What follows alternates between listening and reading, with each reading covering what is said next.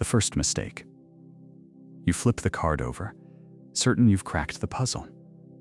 Your finger hovers, just for a second, before you commit. The room is quiet, but inside your head, there's a little surge of pride.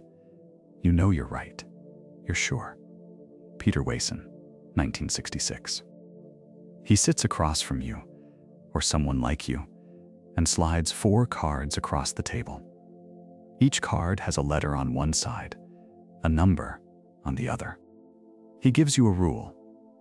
If a card shows a vowel on one side, it must have an even number on the other. The cards show A, D, 4, 7. Which cards do you need to turn over to test the rule? Almost everyone picks A. Of course, it's a vowel. And then most people pick 4. It's even. That feels right. You want to see if the rule holds up. You want to confirm it. But that's the trap. The correct answer is A and 7. You need to check the vowel, yes, but you also need to look for a violation, a card that could break the rule. If there's a vowel with an odd number, or a 7 with a vowel, the rule fails. But a 4 with a consonant, that doesn't matter. The rule says nothing about consonants or about even numbers with consonants. Yet almost everyone, even people who think of themselves as logical, reach for the confirming evidence.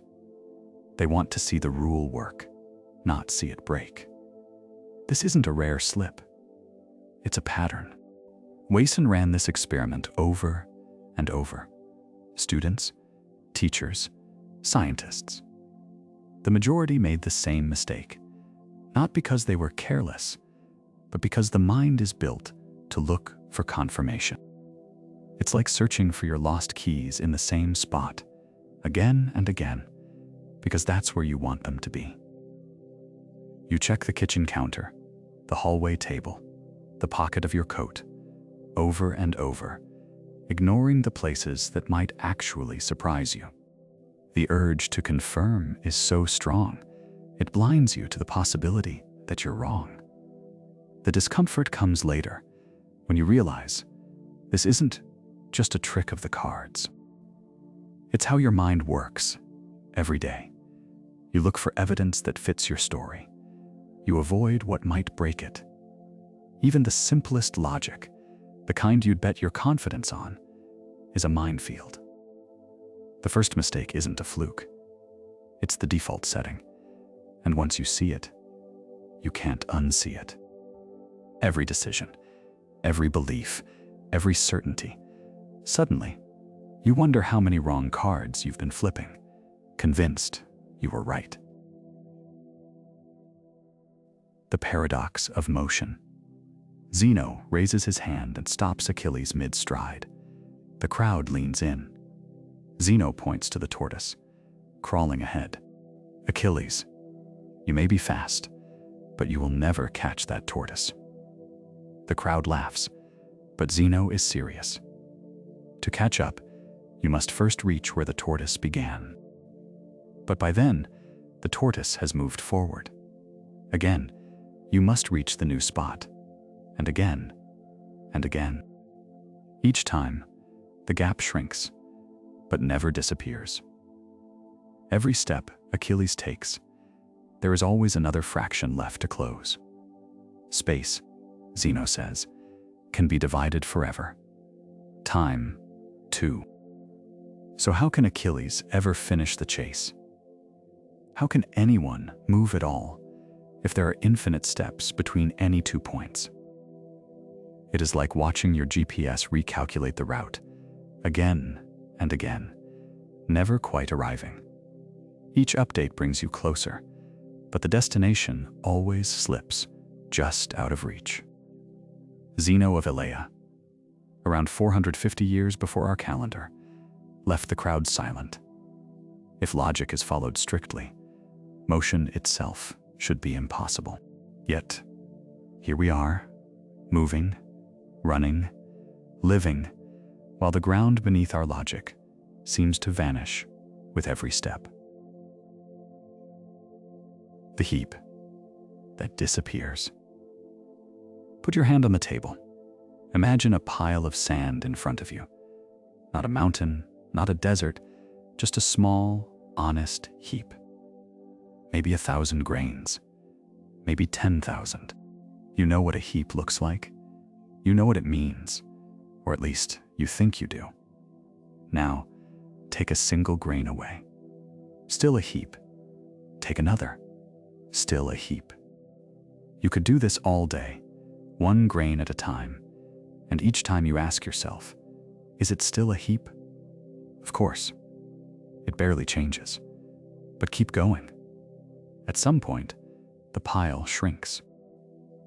It becomes a little mound, then a sprinkle, then a few lonely grains, and then, suddenly it is not a heap anymore. But when did that happen? Which grain was the one that broke the spell? This is the Sori's paradox.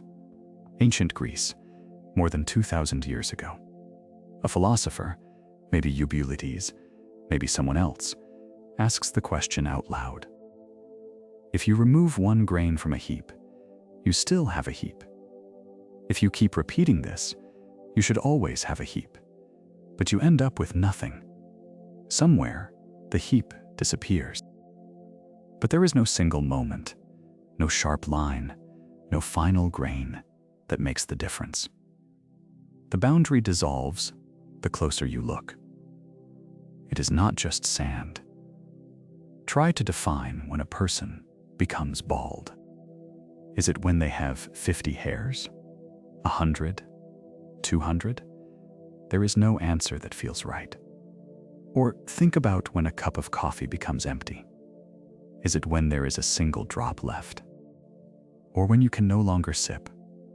You can argue about it forever, but the line never appears.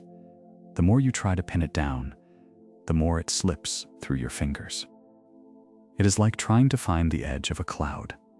From far away, a cloud looks solid, almost like a cotton ball. But as you get closer, the edges blur. There is no clear border, just a slow fade from white to blue. You can point at the cloud, but you cannot draw a line around it. The boundary is a feeling, not a fact. Or think about your own life. When does a friendship become love? When does a late night become early morning? When does a quick errand become a long, exhausting trip? These are not just word games. They are the way your mind tries to carve up the world.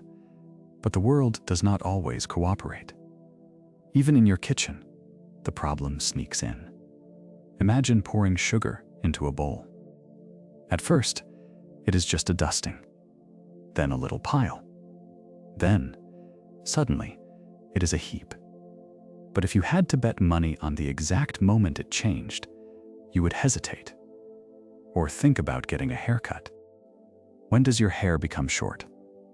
After the first snip? The last? Or somewhere in between, where you cannot quite say? The Sori's paradox is not just a trick of language. It is a crack in the way you think about categories. You want the world to have sharp edges, clear labels, neat boxes. But most of the categories you use, heap, mess, bald, rich, poor, old, young, are built on shifting sand. The closer you look, the more the boundaries blur. The more you try to draw a line, the more the line dissolves. This is not just a puzzle for philosophers. It is a problem for everyone. Laws depend on words like reasonable or sufficient. Doctors decide when someone is healthy or sick. Teachers decide when a child is ready. But the world does not hand out clear labels. It hands out clouds, not borders. And so you live in a world where the categories you trust are always a little bit fuzzy. You want to believe there is a final grain, a last drop, a single moment when everything changes. But the truth is, the closer you look for the edge, the more it slips away. The liar paradox. You hear the words in your head. This statement is false. It sounds simple. But the moment you try to decide if it's true or false, something slips. If the statement is true, then what it says must hold.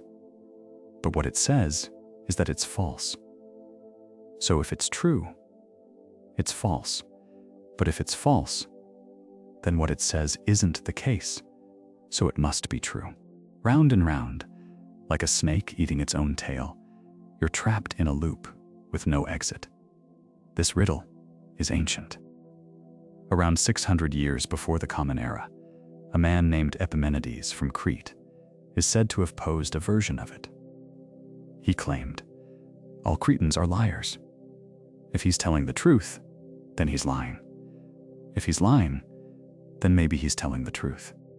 The words fold in on themselves, like a hallway of mirrors, where every reflection cancels the last. Most statements in life are easy. The cat is on the mat. You look, you check, you know. But some statements, like this one, break the rules. They don't fit into true or false. They jam the gears of logic. It's like sitting down to finish a jigsaw puzzle, only to realize that one piece is missing. You search under the table. You check the box again. But the gap never closes. No matter how you twist the pieces, the picture will never be complete. Language, the thing we trust to build our world, can turn against us. The liar paradox isn't a clever trick. It's a crack in the foundation. If you try to patch it, the crack just moves somewhere else.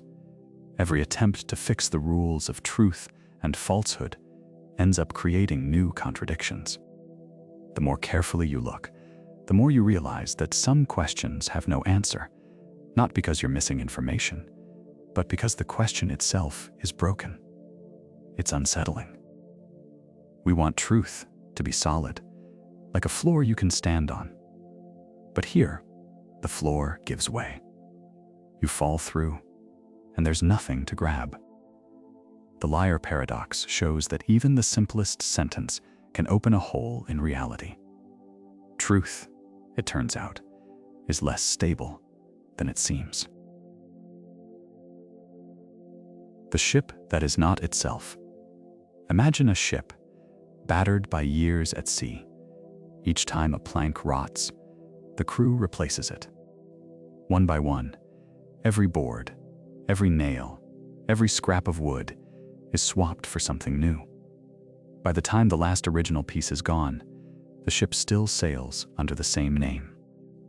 The ship of Theseus, as Plutarch wrote in the 1st century, is now made of entirely different wood. But is it the same ship? It feels obvious. Of course it is. The crew never left. The shape never changed, but if you pause, something strange creeps in. If you gathered all the old planks and rebuilt them, which one would be the real ship of Theseus? It's like a friendship that fades so slowly you don't notice. One day you reach for your phone and realize you haven't spoken in years. The number is the same, but the connection is gone. When did it stop being what it was? Objects, relationships, even people, sometimes they lose every part and still claim their old name. Sometimes, the only thing that persists is the story we tell about them. So, when every piece has changed, what is left to call the same? The set that destroys itself. Does the set of all sets that do not contain themselves contain itself? That was the question Bertrand Russell wrote to Gottlob Frege in 1901. One sentence, and the ground shifted. Frege, who had spent decades building a perfect system for mathematics, read the letter and realized his life's work had just been cracked open by a single contradiction. Here is the puzzle. Imagine you have a list of sets. Some sets contain themselves. Some do not. For example, the set of all teacups does not contain itself. It just contains teacups. But the set of all sets, that one does contain itself, because it is a set, and it contains all sets. Now, Russell asked, what about the set of all sets that do not contain themselves? If it contains itself, then by definition, it should not contain itself. But if it does not contain itself, then by definition, it should contain itself. The logic loops back on itself, like a snake eating its own tail, but with teeth that bite through the whole system. This was not a clever riddle. It was a trapdoor under the foundations of mathematics. Frigg had built his system to be airtight, every rule checked, every definition precise. But Russell's paradox showed that even the most careful logic could hide a contradiction so deep that it undoes everything above it. Think of it like a favorite sweater. You notice a tiny loose thread near the cuff. You tug just a little to tidy it up, but the thread keeps coming. You pull more, and suddenly the whole sleeve unravels in your hands. What looked solid was held together by a single, hidden weakness. Russell's paradox was that thread. Once pulled, the entire structure of set theory began to come apart. Or picture your kitchen drawer. You try to organize it by putting all the things that do not belong in any other drawer into one place. But then you ask, does this drawer belong in itself? If it does, it breaks your rule. If it does not, it still breaks your rule. The drawer cannot be sorted. The system cannot be closed. Mathematicians had believed that sets could be used to build everything: numbers, geometry, even logic itself.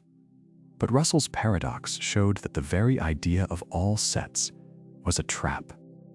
If you try to gather everything into one neat box, the box explodes. The contradiction is not a technicality. It is a hole in the center of the idea of certainty. Frigg, reading Russell's letter, wrote back with a kind of stunned resignation. He added a note to the final volume of his life's work, admitting that the entire project had been undermined.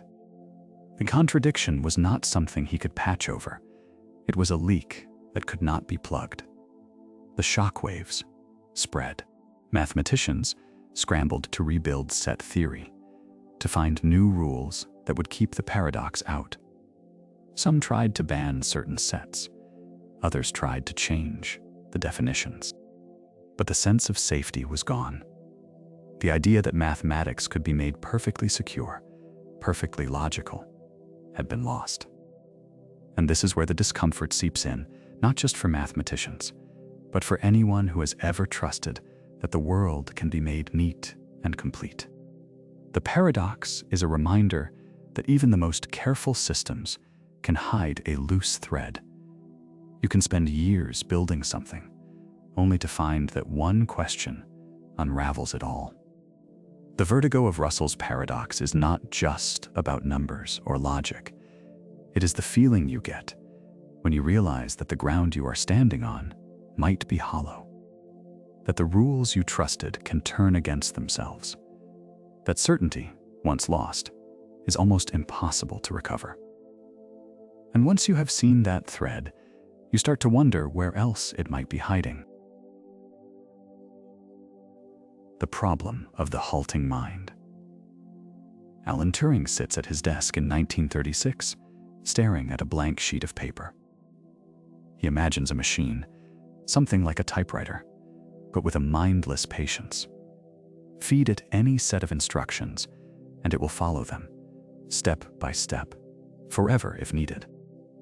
Turing wonders, could there be a master machine, a kind of oracle, that could look at any program and tell you, before you even start, whether it will finish or run forever? He calls this the halting problem. The question sounds simple. Take any computer program. Will it eventually stop, or will it get stuck in an endless loop?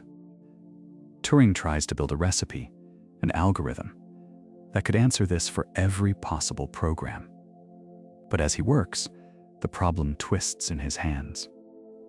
He realizes that if such a machine existed, you could feed it a program that asks, "Will I halt?"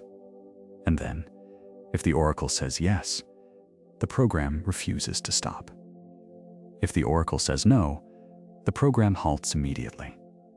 The machine is forced into a contradiction. It cannot answer its own question without breaking itself. Turing's proof lands like a trap snapping shut. There is no master algorithm. No matter how clever you are, no matter how powerful your computer, there will always be some programs whose fate you cannot predict. Some questions are undecidable. Not because they are too complex or because you lack information, but because the logic itself collapses when you try to answer them. Think about your phone's GPS. You punch in an address, but the map glitches. It keeps recalculating, spinning, never settling on a route. You wait, watching the little blue dot circle endlessly, but the answer never comes. Now imagine this is not a bug, but a law of reality. For some destinations, no GPS, no matter how advanced, can ever tell you if a route exists. You could wait forever, and the map would never resolve. This is the halting problem. It is not just a puzzle for mathematicians. It is a boundary for all minds, human or machine. There are questions that cannot be answered, not even in principle. You can write a program, or a plan, or a theory, and sometimes you will never know if it will finish or spiral out forever.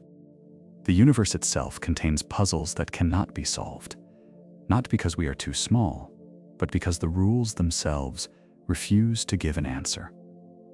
Turing's insight did not just change mathematics. It changed what it means to know. There are limits built into the fabric of logic, places where certainty breaks, and the only honest answer is silence. Some doors will never open, no matter how long you knock. The uncertainty principle. Werner Heisenberg stands in his lab, staring at numbers that refuse to behave. It is 1927, and he is chasing the tiniest things in the universe, particles so small they slip through every net. He tries to pin down where one is, shining light to catch it in the act. But the sharper his spotlight, the more the particle squirms. The more clearly he sees its position, the blurrier its momentum becomes. Heisenberg writes it down. Delta x times delta p is greater than or equal to h bar over 2. A simple line, but it means something wild. The universe will not let you know everything at once. The more you know about where, the less you know about how fast. The more you know about how fast, the less you know about where. It is like trying to wipe a smudge from a mirror, only to realize the blur is on your own eye. The harder you scrub, the more the world slips away. Heisenberg's principle is not a flaw in the tools. It is a limit written into reality itself. The act of looking changes what is seen. And somewhere, in the space between certainty and blur, the universe keeps its secrets. The dream of perfect knowledge. Imagine standing in a room filled with sunlight, chalk dust swirling in the air, and a man at the blackboard drawing a line between confusion and certainty. His name is David Hilbert. It is the early 20th century, and he is about to make a promise that will echo through the bones of mathematics. Hilbert stands before a crowd of mathematicians in 1900. He is calm, precise, almost glowing with confidence. He believes that mathematics is a cathedral, solid, perfect, every stone in its place. He dreams of a future where every mathematical truth can be proven, every contradiction banished, every question answered. No more shadows, no more doubt, just pure, crystalline certainty. He calls this vision Hilbert's program. The idea is simple, but enormous. Build mathematics on foundations so strong that nothing can shake them. Find a set of rules, a language, a system, so complete and so consistent that every true statement can be proven, and no falsehood can ever sneak in. Imagine a puzzle where every piece fits, every gap is filled, and the picture is whole. For a while, it feels possible. The world is changing fast. Trains, telegraphs, new sciences blooming everywhere. If humans can split the atom, why not split truth from error? Mathematicians set to work, building their fortress of logic. They invent new symbols, new languages, new ways to capture the infinite. The optimism is contagious. It feels like the dawn of a new age, where the mind can finally grasp the whole of reality. But there is a shadow at the edge of the light. Even as the walls rise, cracks begin to show. Some problems refuse to be solved. Some puzzles seem to twist away just as you reach for them. Still, the dream holds. Hilbert's voice is steady. We must know. We will know. Now, imagine trying to finish a jigsaw puzzle, but every time you pick up a piece, its shape shifts in your hand. You press it against the edge, and suddenly, the corner is gone. The picture on the box promises a perfect landscape, but the pieces themselves refuse to settle. You keep going, convinced that if you just try harder, the puzzle will finally click into place. Or think of your kitchen. You decide to organize every drawer, every shelf, so that everything has its place. You sort the forks, the spoons, the spices. But as you close one drawer, another pops open, and the compartments inside have changed shape. The salt is now where the sugar was. The measuring cups have multiplied. No matter how carefully you arrange things, the order slips away the moment you look somewhere else. The dream of perfect order becomes a game of endless rearrangement.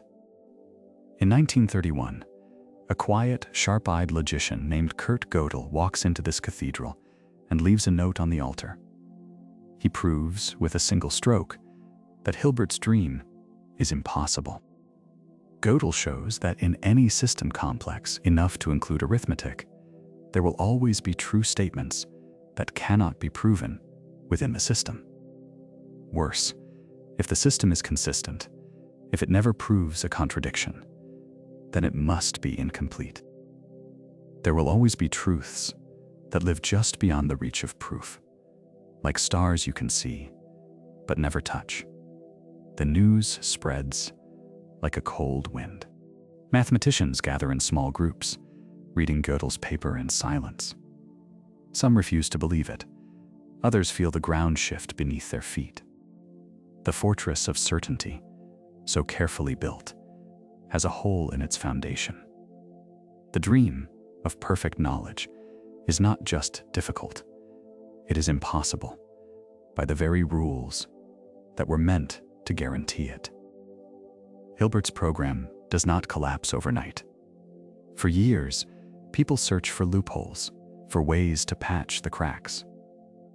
But the logic is relentless. The more you try to close the gaps, the more new ones appear.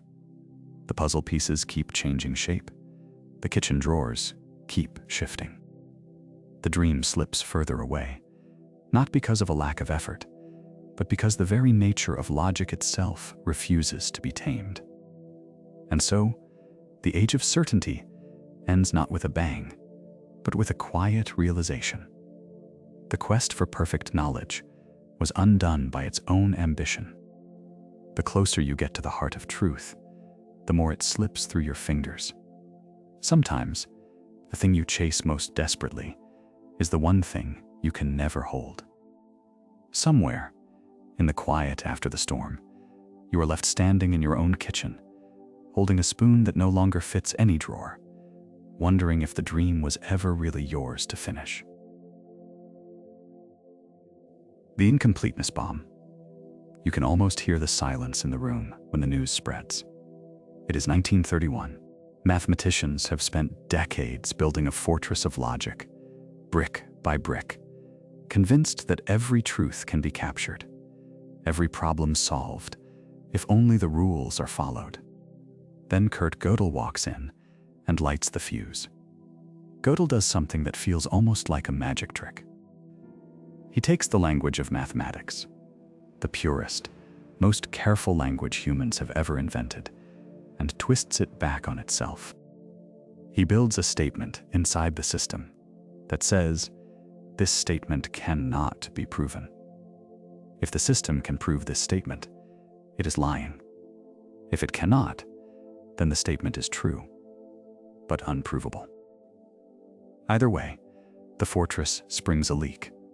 There are true things, right here in the heart of mathematics, that can never be proven from within. Imagine you are trying to fill a bucket with water.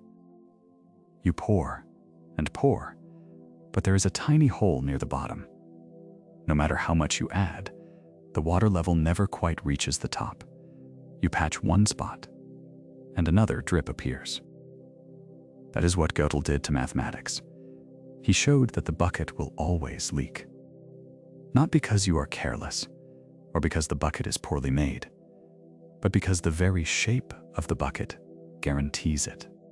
For decades, people believed that if you just worked hard enough, you could build a house with no cracks. Gödel proved that some cracks are built into the foundation. You can sweep the floor, paint the walls, reinforce the beams, but somewhere, deep in the structure, there will always be a place where certainty seeps out. The shock was immediate. Mathematicians like David Hilbert had dreamed of a perfect system, a box that could contain every mathematical truth, locked up tight. Gödel's incompleteness theorems smashed that box. He showed that for any system complex enough to do arithmetic, there will always be statements that are true, but cannot be proven inside the system. No matter how clever you are, no matter how many rules you invent, some truths will always slip through your fingers. It is like living in a house where you know somewhere water is dripping behind the walls. You cannot see it, you cannot stop it, but you know it is there. The foundation is never quite solid. The dream of perfect knowledge is gone. Some truths are forever out of reach, and the leak will never stop. The truth that cannot be named. Alfred Tarski, sitting at his desk in 1936, saw something that most people miss. The harder you try to pin down what truth means inside a language, the more it squirms away. Every definition you write, every rule you invent, just seems to open a new trapdoor beneath your feet. Imagine you are in the bath, reaching for a bar of soap. Your fingers close around it, but it shoots away, slick and impossible to hold. The more tightly you grab, the faster it escapes. Tarski realized that truth inside a language works the same way. Try to define it from within, and you end up tangled in paradox. His undefinability theorem proved that any language rich enough to talk about itself cannot define its own truth without collapsing into contradiction. So we chase truth, always convinced it is just one step away. But every time we think we have it, it slips through our hands, leaving only the echo of the question that started it all. The evil demon, René Descartes, sits alone at his desk. The year is 1641. The candle flickers, shadows stretching across the wood. He has pushed everything away: books, friends, even the comfort of sleep. Tonight, he is hunting certainty.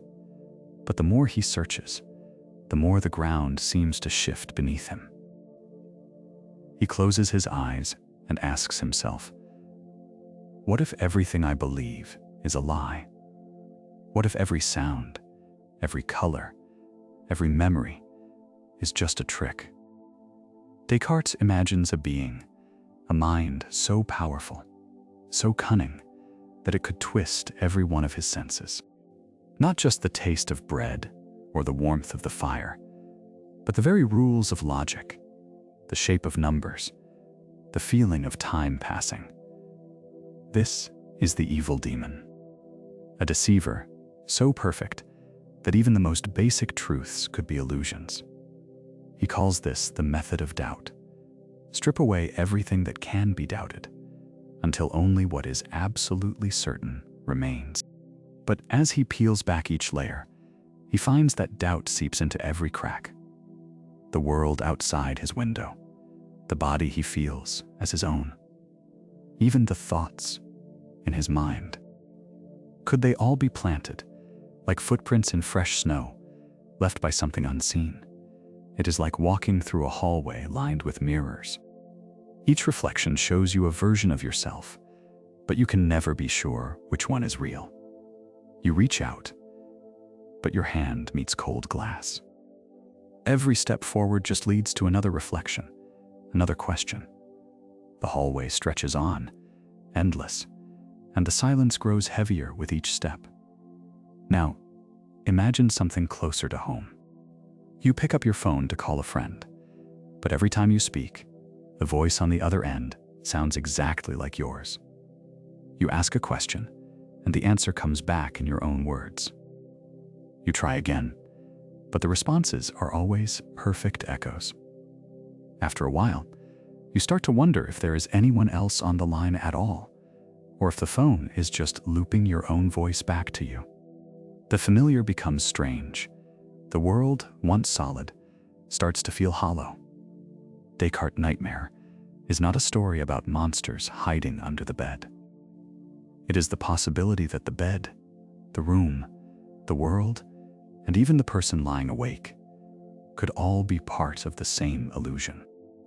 If a demon could control every input, every thought, then nothing, not even the rules of arithmetic, could be trusted. The mind becomes a prisoner, locked in a cell built from its own doubts. He tries to find something that cannot be faked.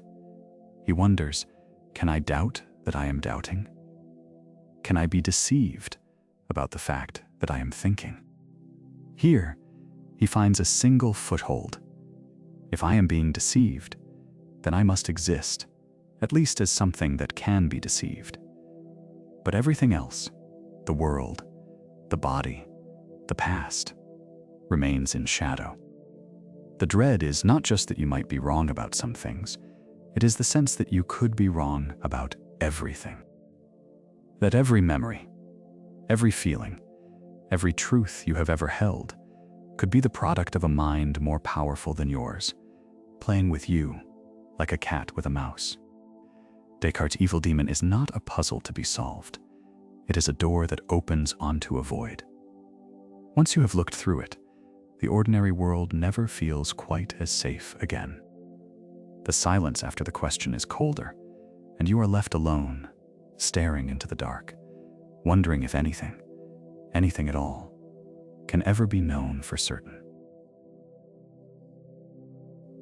The problem of other minds. You are sitting across from your oldest friend. You know the shape of their laugh, the way their eyes crinkle when they're about to say something they shouldn't. You've shared secrets, arguments, years. But tonight, as they talk, a strange thought creeps in. How do you know, really know, that there's anyone home behind those eyes? You see their lips move.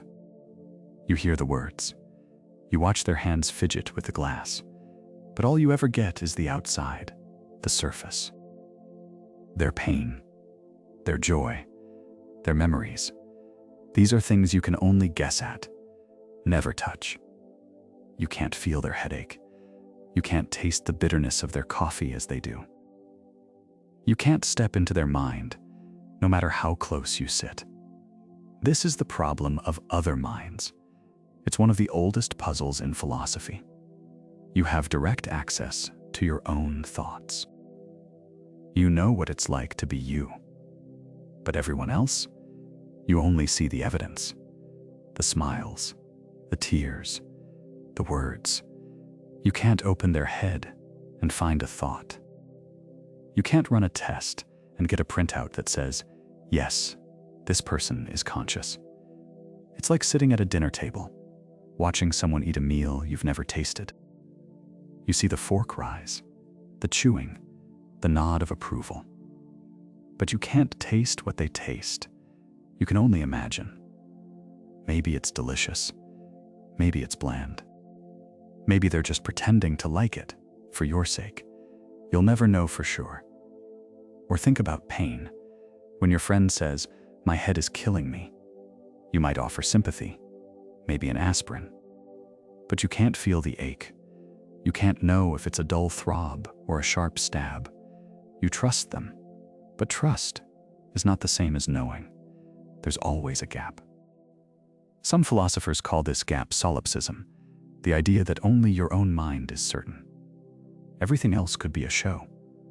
Maybe everyone else is just acting, like characters in a play written for you. Maybe they're empty shells, moving and speaking but never feeling. It sounds paranoid, even cruel. But the discomfort comes from how impossible it is to prove otherwise. Science can scan brains, measure heartbeats, track eye movements. But none of that gets you inside. None of it lets you feel what they feel. The best you can do is guess and hope you're right. So you sit across from your friend, watching them smile, listening to their story. You nod, you laugh, you reach for connection.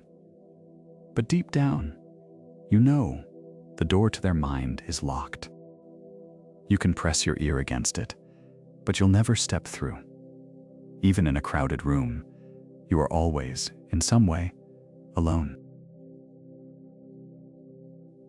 The hard problem. David Chalmers stands at the front of a crowded conference room in 1995. He looks out over a sea of neuroscientists and philosophers, then asks the question that will haunt them for decades. Why does a swirl of electrical signals in the brain give rise to the feeling of being alive inside your own head?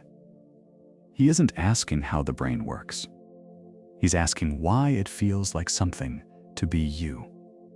This is what Chalmers calls the hard problem of consciousness. You can measure brainwaves, map neurons, even predict what someone will say or do. But none of that explains why pain hurts, or why red looks so vivid, or why music can make you cry. There is a gap between the physical facts and the raw feeling of experience, a gap that no microscope or scanner can cross. Trying to explain consciousness with brain science alone is like trying to describe the taste of salt to someone who has never tasted anything. You can talk about sodium and chloride, you can show diagrams, but the flavor itself remains out of reach. And so, as the conference ends and the crowd drifts away, the question lingers in the air. Why does experience exist at all? No one has an answer. The mystery only deepens the more you stare at it. The Chinese room. John Searle sits alone in a small, windowless room. The walls are lined with shelves, each packed with thick books filled with strange symbols. On the table in front of him, a slip of paper arrives through a slot. The symbols on it are intricate, unfamiliar, Chinese characters. But to Searle, they might as well be patterns on wallpaper. He does not speak a word of Chinese. He opens one of the books and begins to search. The instructions are precise. If you see this symbol, copy that one. If you see this pair, write down this sequence. He moves his pen, copying, matching, never pausing to wonder what any of it means. The paper goes back out through the slot. More slips arrive. More symbols. More rules. Searle follows each step, careful and exact, like a machine built for one purpose, to shuffle symbols according to the book. Outside the room, a native Chinese speaker reads the responses. The answers are perfect. Every reply makes sense. The person outside believes there is someone inside who understands Chinese. But inside, Searle is just moving ink from one page to another, lost in a sea of instructions. He could do this for hours, days, years, and never know if he is writing a love letter or a shopping list. This is the Chinese room, a thought experiment John Searle published in the year 1980. Searle wanted to challenge a growing idea that a computer running the right program could truly understand language, or even have a mind. If a machine can answer questions in Chinese so well that no one can tell the difference, does it really understand? Or is it just following rules, like Searle in the room? The unsettling part is how convincing the illusion can be. From the outside, the system seems intelligent. It passes every test. But inside, there is no understanding, just the blind following of instructions. Searle is not thinking in Chinese. He is not thinking about Chinese at all. He is thinking about the next step in the book. Think about following a recipe in a language you do not speak. You see a list of steps: chop, stir, bake. You do not know what the words mean, but you match the shapes to the pictures. You move your hands as the recipe tells you. The dish comes out right. To someone watching, you look like a chef.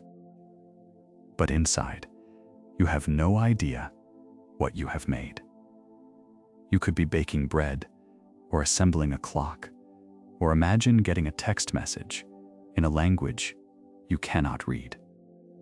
You open a translation app, type in the symbols, and send back the suggested reply. The conversation flows. The other person laughs, asks questions, shares secrets. But you are just copying and pasting, trusting the app to make sense of it all. The words pass through you, but none of them land. You are present, but not really there. Searle's argument cuts deeper than a debate about computers. It asks what it means to understand anything at all. Is understanding just the right pattern of responses? Or is there something else, some spark, some feeling, some awareness that turns symbols into meaning? For decades, philosophers and scientists have argued over the Chinese room. Some say Searle misses the point. Maybe the whole system, the books, the rules, the person, does understand, even if the person alone does not. Others say, this is just moving the mystery around. If every part is blind, how does understanding appear? The question does not stay locked in the room. It slips under the door and follows you out. When you speak, when you read, when you think, are you just following instructions written somewhere deep in your brain? Or is there something more? Something that turns the machinery of thought into the feeling of knowing? Searle's room is still there, waiting. The books are open. The slips of paper keep coming. The world outside believes there is understanding inside. But the person at the desk is still searching for meaning in a sea of symbols, wondering if the answer is hidden in the next instruction, or if it was never there at all.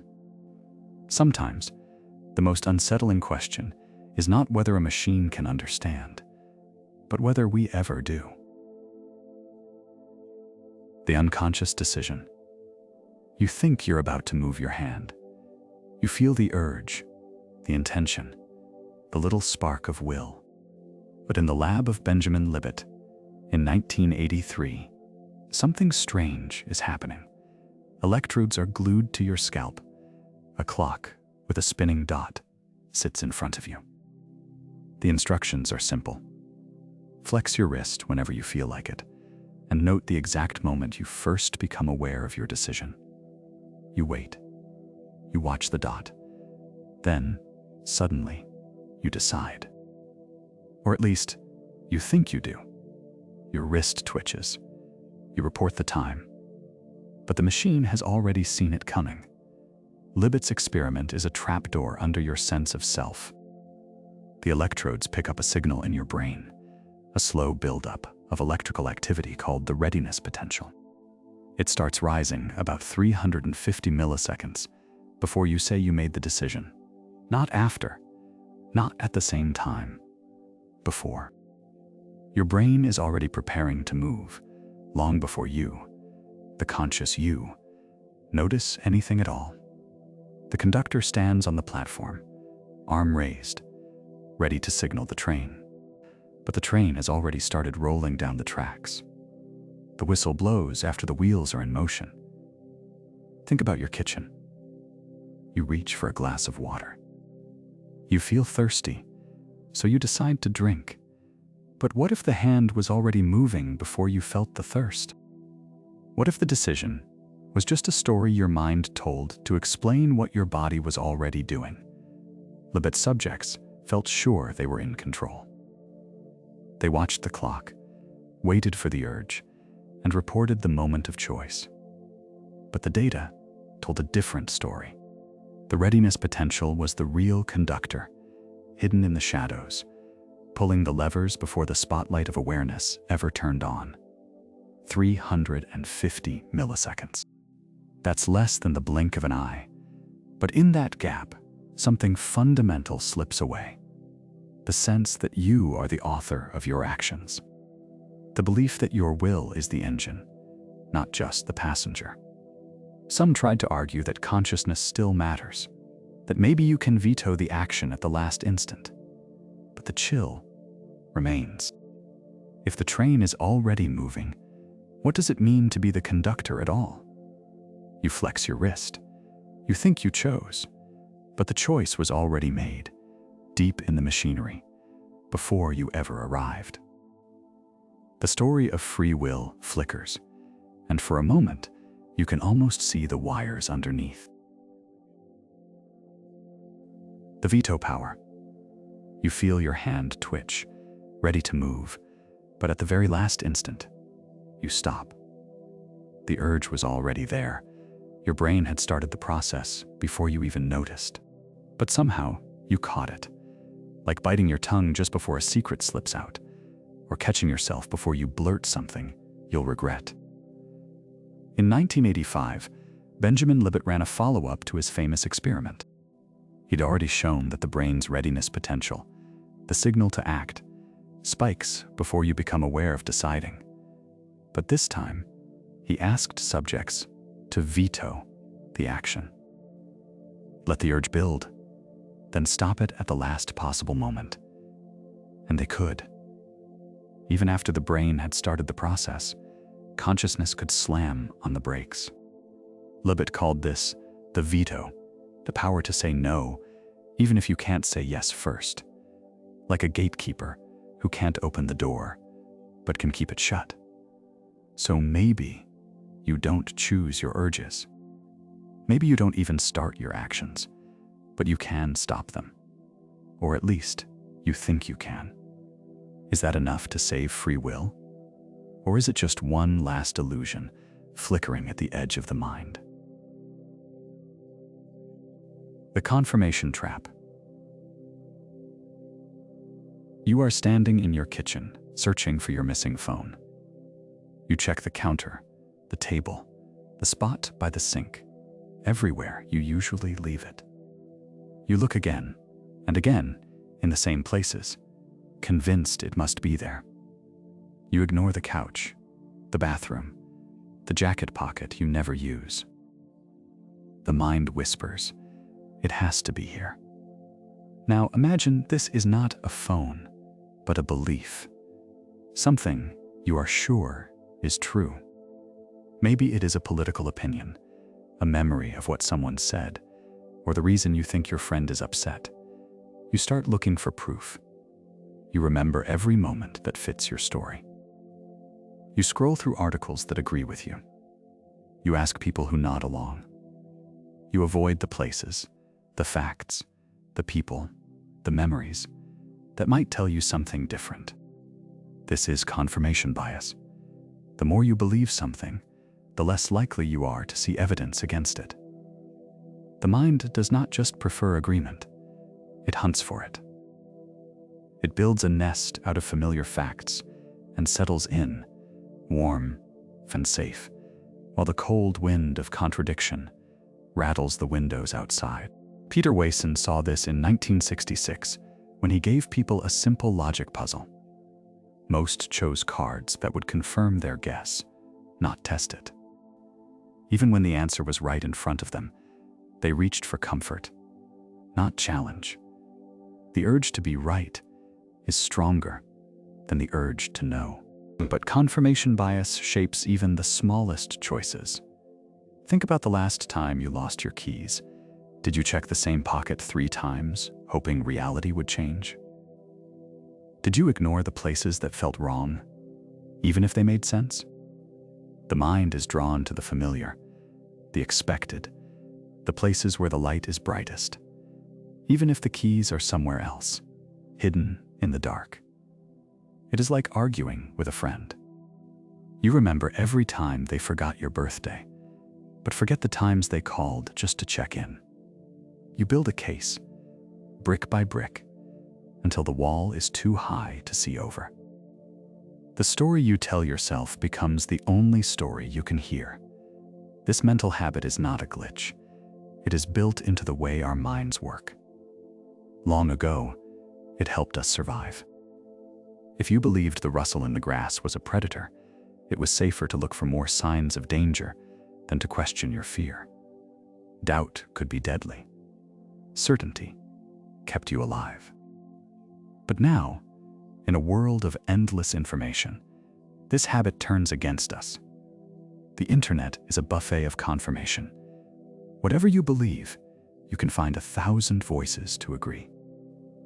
Every search, every click, every conversation becomes another layer of insulation.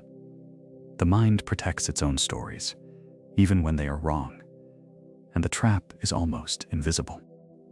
The more certain you feel, the less you notice what you are missing. You do not see the evidence you never looked for. You do not hear the voices you never asked. You do not question the memories that fit too neatly. The mind edits reality to match its script, and the edits are seamless. Sometimes, the only way out is to do what feels unnatural, to look where the light is dim, to ask the question that might make you uncomfortable, to listen for the answer you do not want. It is hard. It feels wrong. But it is the only way to see what is really there. The confirmation trap is not just a problem for scientists or philosophers. It is the silent architect of our daily lives. It shapes our relationships, our politics, our sense of self. It is the reason 2 people can look at the same world and see 2 different realities. And the more certain you feel, the tighter the trap, and the less you truly see. The edge of the cloud. Run your hand over your scalp. How many hairs must fall before you are called bald? 1?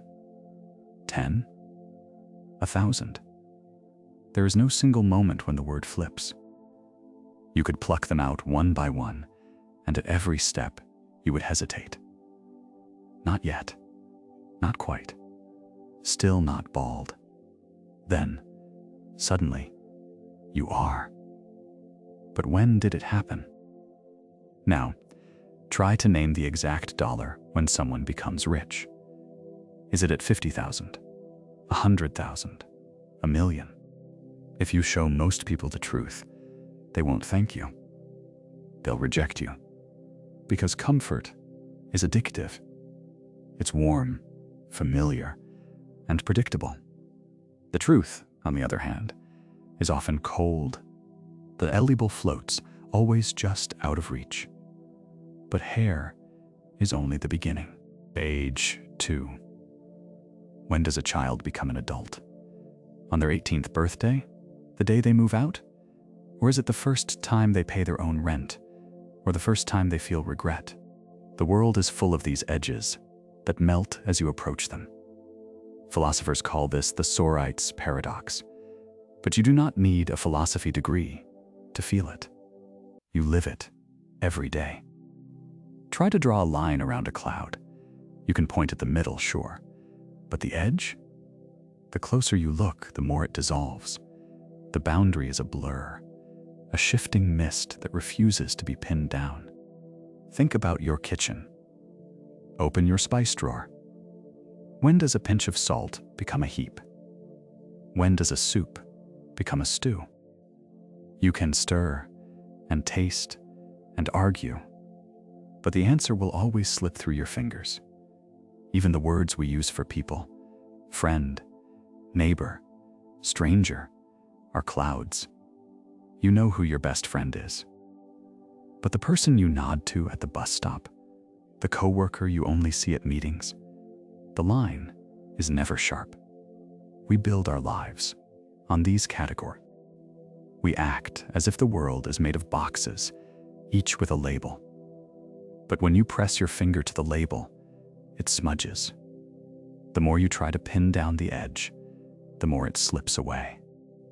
This is not just a puzzle for philosophers. It is the air we breathe. Every law, every rule, every promise depends on words that drift like fog. We pretend the world is made of solid ground, but most of it is cloud, soft, shifting, impossible to fence in. So next time you try to draw a line, remember the edge of the cloud. The world is not made of borders. It is made of gradients, and the sharpness is only ever in your mind. The mirror problem. Stand in a hallway lined with mirrors, and you see yourself reflected back, again and again, each image containing another, stretching into infinity. Now, imagine a sentence that does the same thing, a statement that points back at itself, twisting logic into a loop. This sentence is false. You have met this before, the liar paradox. But the trouble runs deeper than a clever riddle. Self-reference is a crack in the foundation of logic. When a statement turns its gaze inward, the rules we trust begin to blur. It is like trying to comb your hair by looking into a mirror that only shows another mirror. Every answer you reach for slips away, replaced by another question, another reflection. Mathematicians and philosophers have spent centuries trying to build systems that are airtight, only to find that self-reference sneaks in through the smallest gap. The moment a rule tries to describe itself, the whole structure starts to wobble. The lesson is simple, but unsettling. Sometimes, the most dangerous trap is the one that looks exactly like you. The paradox of analysis. Try this for a moment. Define the word game. Not just give an example, but a real, airtight definition. Something that covers chess, hide and seek, soccer, solitaire, and even tag in the backyard. Something that draws a sharp line between what counts as a game and what does not. Most people start with rules. A game is something with rules, right? But then, what about playing catch with no score, no winner, just tossing a ball back and forth? Or what about improvising with friends, making up the rules as you go? Maybe a game is something done for fun. But then, what about professional athletes, sweating under stadium lights, playing for money, for pride, for survival? Is that still a game? Or is it work? Every time you try to pin down the definition, it slips away. You add a clause, and another exception pops up. You tighten the wording, and something essential leaks out. Ludwig Wittgenstein, the philosopher who spent years wrestling with language, called this a family resemblance. Games are like relatives. They share features, but no single trait belongs to all of them. Now try knowledge. What does it mean to know something? Is it believing something that is true? But what if you believe it for the wrong reasons? What if you guess the answer on a test and get it right by luck? Philosophers have spent centuries trying to define knowledge. Each time they think they have it, justified true belief, someone finds a counterexample. Edmund Gettier, in 1963, published a 2-page paper that shattered decades of work. He showed that even the best definitions could be tricked by clever cases. It is like trying to catch a shadow. The more you reach for it, the more it slips away.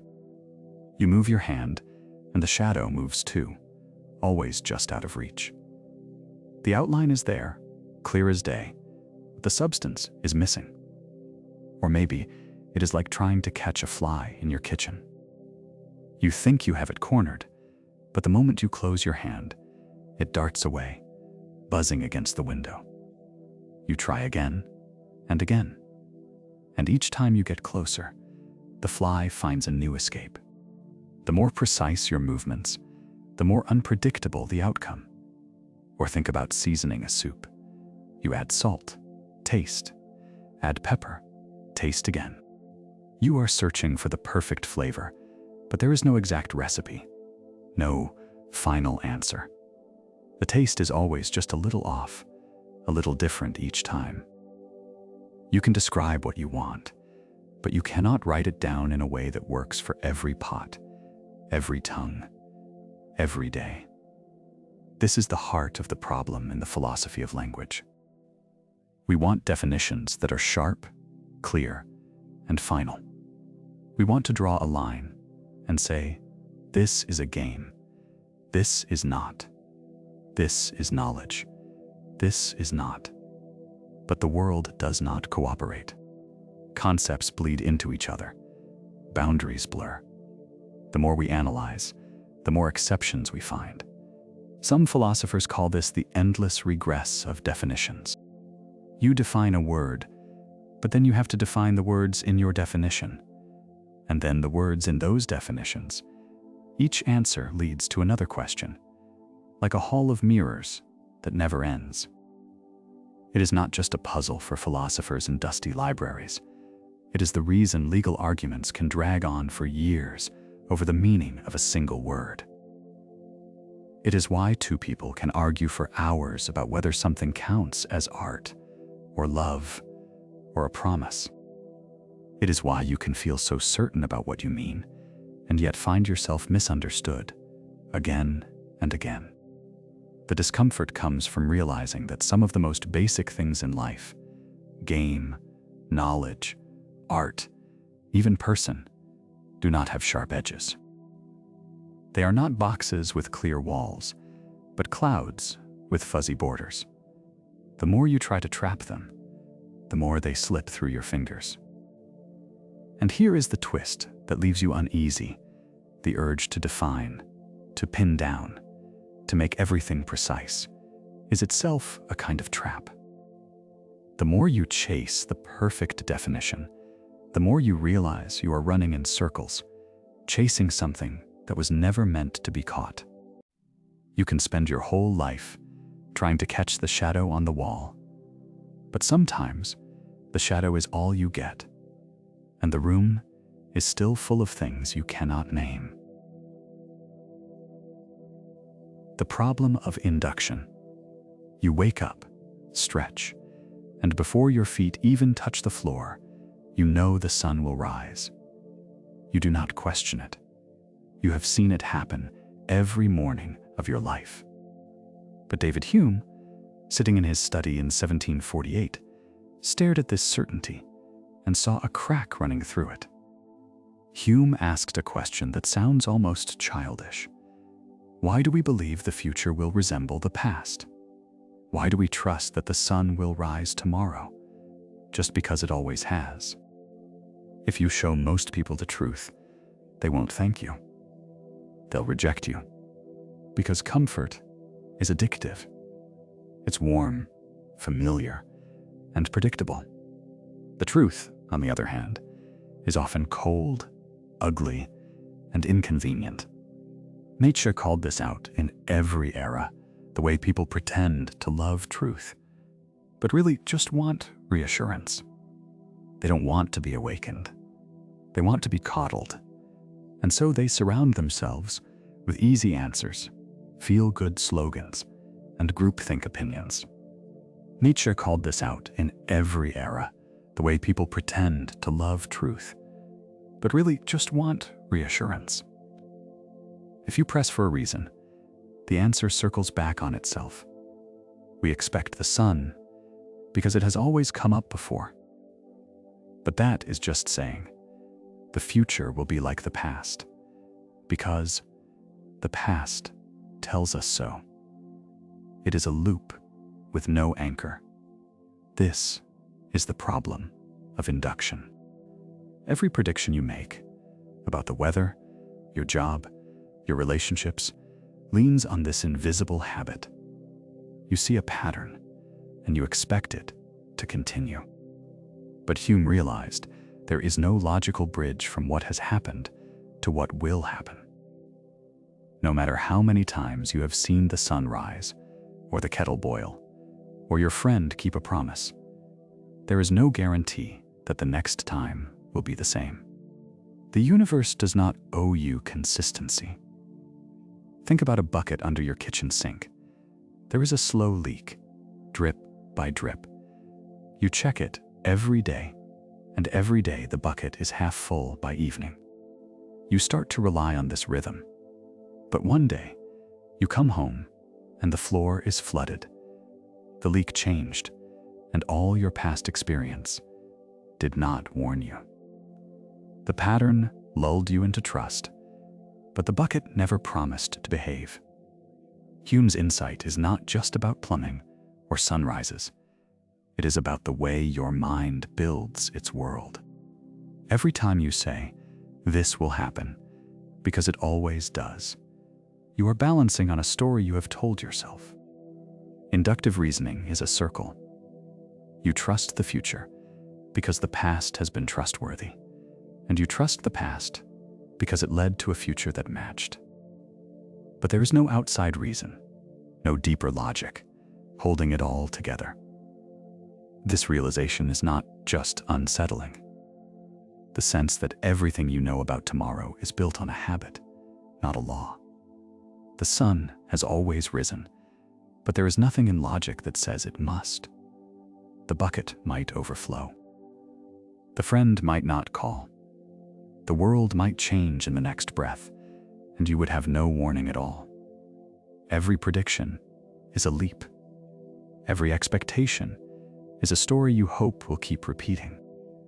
But Hume's question lingers, like a slow drip in the back of your mind. What if tomorrow is nothing like today? The paradox of the heap returns. A judge leans forward, eyes fixed on the word reasonable in the statute. The whole case hangs on it. Was the officer's force reasonable? Was the delay reasonable? The lawyers argue, but the word itself slips through their fingers. Everyone in the room wants a clear answer. But reasonable is a cloud. Try to trace its edge, and your finger comes away wet. One person's common sense is another's outrage. The law pretends to be solid, but here it floats. This is the Sorite's paradox. Dressed in a suit and tie. Not a pile of sand, but a pile of judgment calls. Remove one grain of evidence, one small detail, and suddenly the verdict shifts. Where does fairness end and injustice begin? No one can say for sure. We like to think justice is a sharp blade, cutting cleanly between right and wrong. But in the real world, it is more like fog, thick in places, thin in others, always moving. Even the law, with all its rituals and robes, cannot escape the problem of the heap. The unsettling truth is that every verdict, every rule, every sentence handed down, rests on boundaries that blur the closer you look. Justice is built on ambiguity, and the cloud never clears. The paradox of the unexpected. You will be hanged at noon on a weekday next week, but it will be a day you do not expect. The judge's words hang in the air, heavier than the sentence itself. The prisoner blinks, stunned. The guards lead him away, but his mind is already racing. What does it mean to be hanged on a day you do not expect? That night, the prisoner lies awake, replaying the judge's promise. He starts to reason. If the execution is to be a surprise, it cannot be on Friday. If he is still alive by Thursday night, only Friday remains. He would expect it. So Friday is out. But then, what about Thursday? If Friday is impossible, and he is alive on Wednesday night, Thursday is the only day left. He would expect it then, too. So Thursday is out. He keeps going. Wednesday falls for the same reason. Then Tuesday. Then Monday. By this logic, there is no day left for a surprise. The judge's promise seems impossible. The prisoner smiles, almost relieved. He tells himself he cannot be hanged at all. But the week passes. On Wednesday, the guards come for him. He is shocked. He did not expect it. The judge's promise is fulfilled. The execution is both a surprise and, somehow, exactly as foretold. This is the paradox that has haunted philosophers for decades. The unexpected hanging paradox, a prediction that, by its very structure, defeats itself. The more you try to reason it away, the tighter the knot becomes. It is a self-referential trap. The judge's statement is about the prisoner's own expectation. The prediction changes the very thing it predicts. The more the prisoner tries to outsmart the system, the more he is caught by it. It is like being told, there will be a surprise party for you this week, but only if you do not expect it. You start to guess. Maybe it will be Friday, but if you expect Friday, it cannot be Friday. So you move to Thursday, but now you expect Thursday. The more you try to pin it down, the more it slips away. The surprise is always one step ahead of your reasoning. But let's bring it closer to home. Imagine you hide a birthday gift for someone in your house. You tell them you'll find it when you least expect it. Suddenly, every time they open a drawer, they wonder, is this it? If they expect to find it in the kitchen, you move it to the closet. If they expect the closet, you move it again. The act of searching changes the game. The gift is always hiding in the shadow of their expectation. The unexpected, hanging paradox is not just a puzzle for prisoners and judges. It is a mirror for the mind. It shows how some predictions, when they loop back on themselves, become impossible to fulfill without contradiction. The act of knowing changes what can be known. The act of expecting changes what can happen. This paradox is a cousin to the liar's riddle, statements that refer to themselves, twisting logic into knots. But here, the twist is emotional as well as logical. The prisoner's relief turns to dread. The promise of certainty becomes a trap. The more you try to reason your way out, the deeper you sink.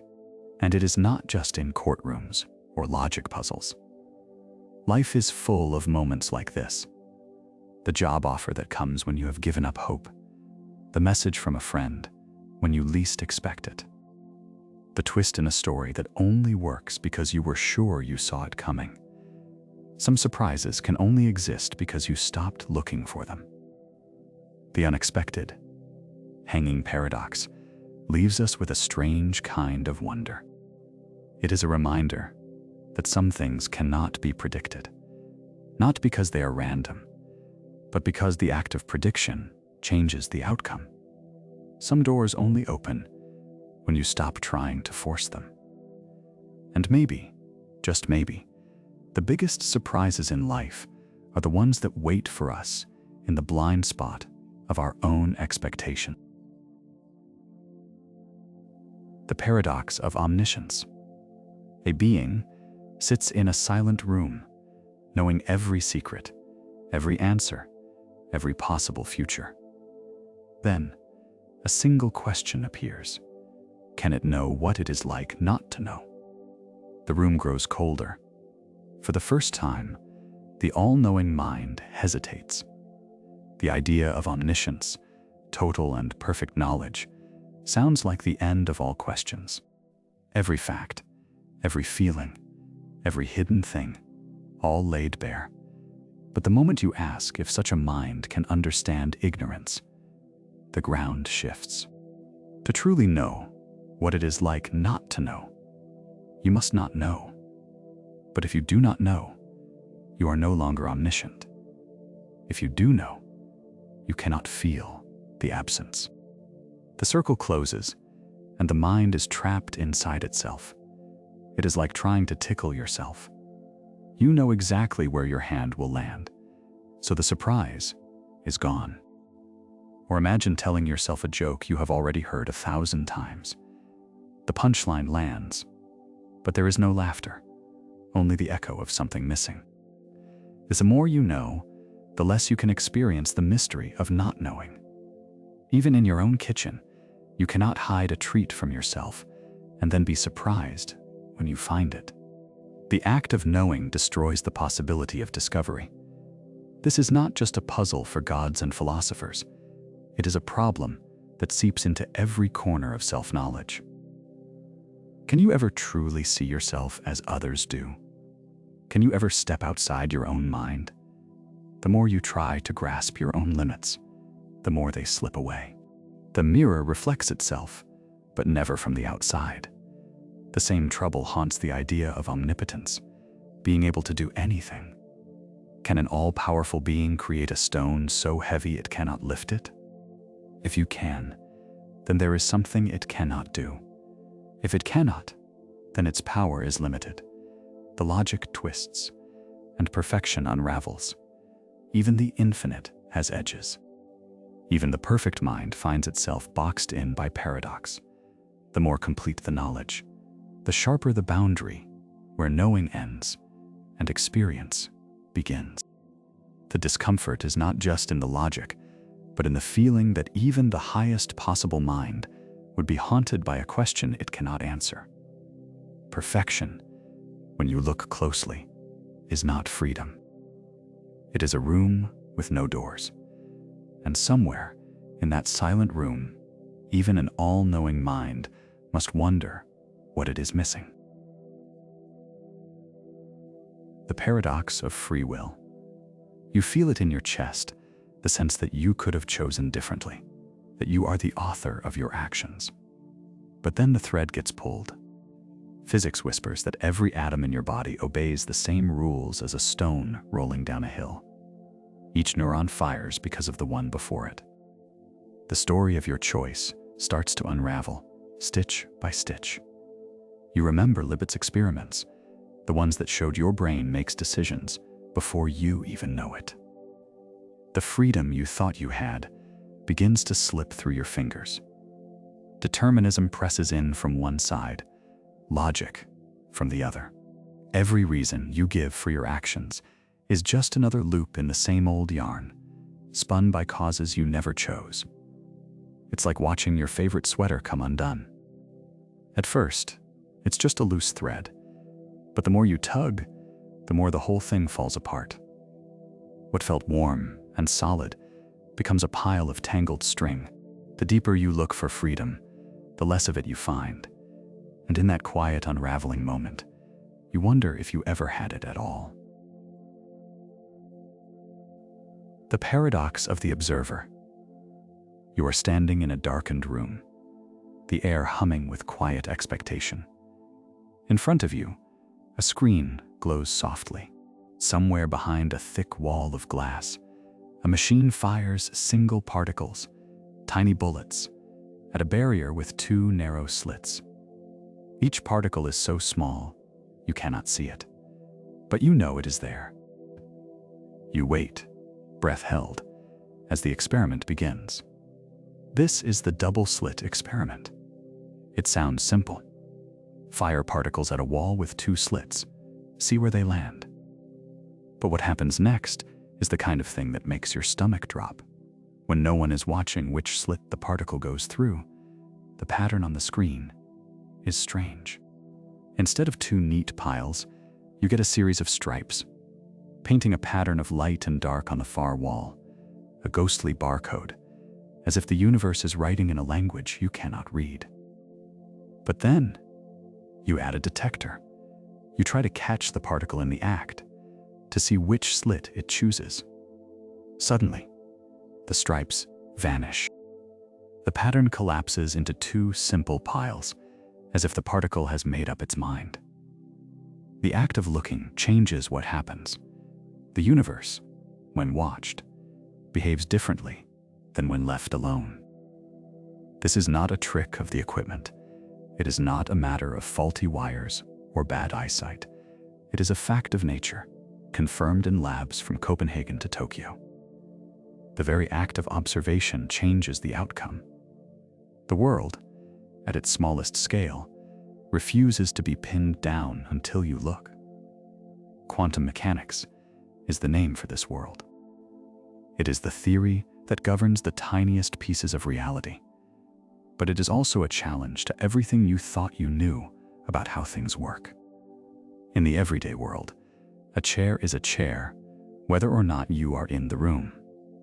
But in the quantum world, a particle is a cloud of possibilities, a blur of maybes, until you check. The moment you look, all those possibilities collapse into a single outcome. Physicists call this collapsing the wave function. It is like trying to catch a shadow in your bedroom at night.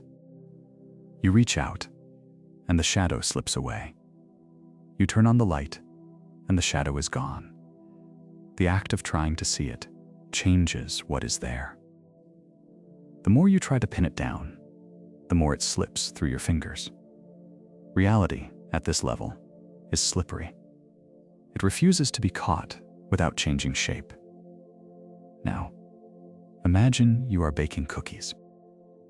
You open the oven to check if they are done. The heat escapes. The cookies change. Your act of checking has altered the outcome. You cannot know what the cookies would have been if you had not looked. In the quantum world, this is not just a nuisance. It is the rule. The observer is part of the recipe. Objective reality, the idea that things exist in a definite state, whether or not anyone is watching, starts to wobble. The double-slit experiment is a crack in the wall between you and the world. It whispers that seeing is not a neutral act, it is a force. The universe is not a fixed painting, waiting for you to admire it. Each time you look, you help decide what is real. Some physicists have tried to dodge this problem. Maybe the particle always knew which slit it would take, and the stripes are just a trick. But every test, every clever workaround, leads back to the same place. The act of observation is woven into the fabric of reality. The world is not simply out there, waiting to be discovered. It is, in some sense, unfinished until you look. This is not the same as the uncertainty principle, which says you cannot know everything at once. This is deeper. It is the idea that what is real depends on what is observed. The universe is not a stage with actors waiting in the wings. It is more like a story that changes each time you read it aloud. So you stand in the dark, watching the screen, and realize the world you see is not just revealed by your gaze, it is shaped by it. Reality at its core may be waiting for someone to look before it decides what to become. The paradox of the map. You are standing at a crossroads, holding a map that insists you should be somewhere else. The street names don't match. The landmarks are missing. Your phone's GPS spins, recalculating, then gives up. For a moment, you feel the ground slip beneath your feet. The world is right here, solid and real. But the map in your hand is a kind of fiction. In 1931, Alfred Korzybski said it out loud. The map is not the territory. It sounds obvious, almost silly. But the more you think about it, the stranger it gets. Every map, every model, every diagram or recipe or theory, none of them are the thing itself. They are shadows, sketches, guesses. They leave things out. They have to. You can feel this gap in your own life. Think about following a recipe for a dish you've never made.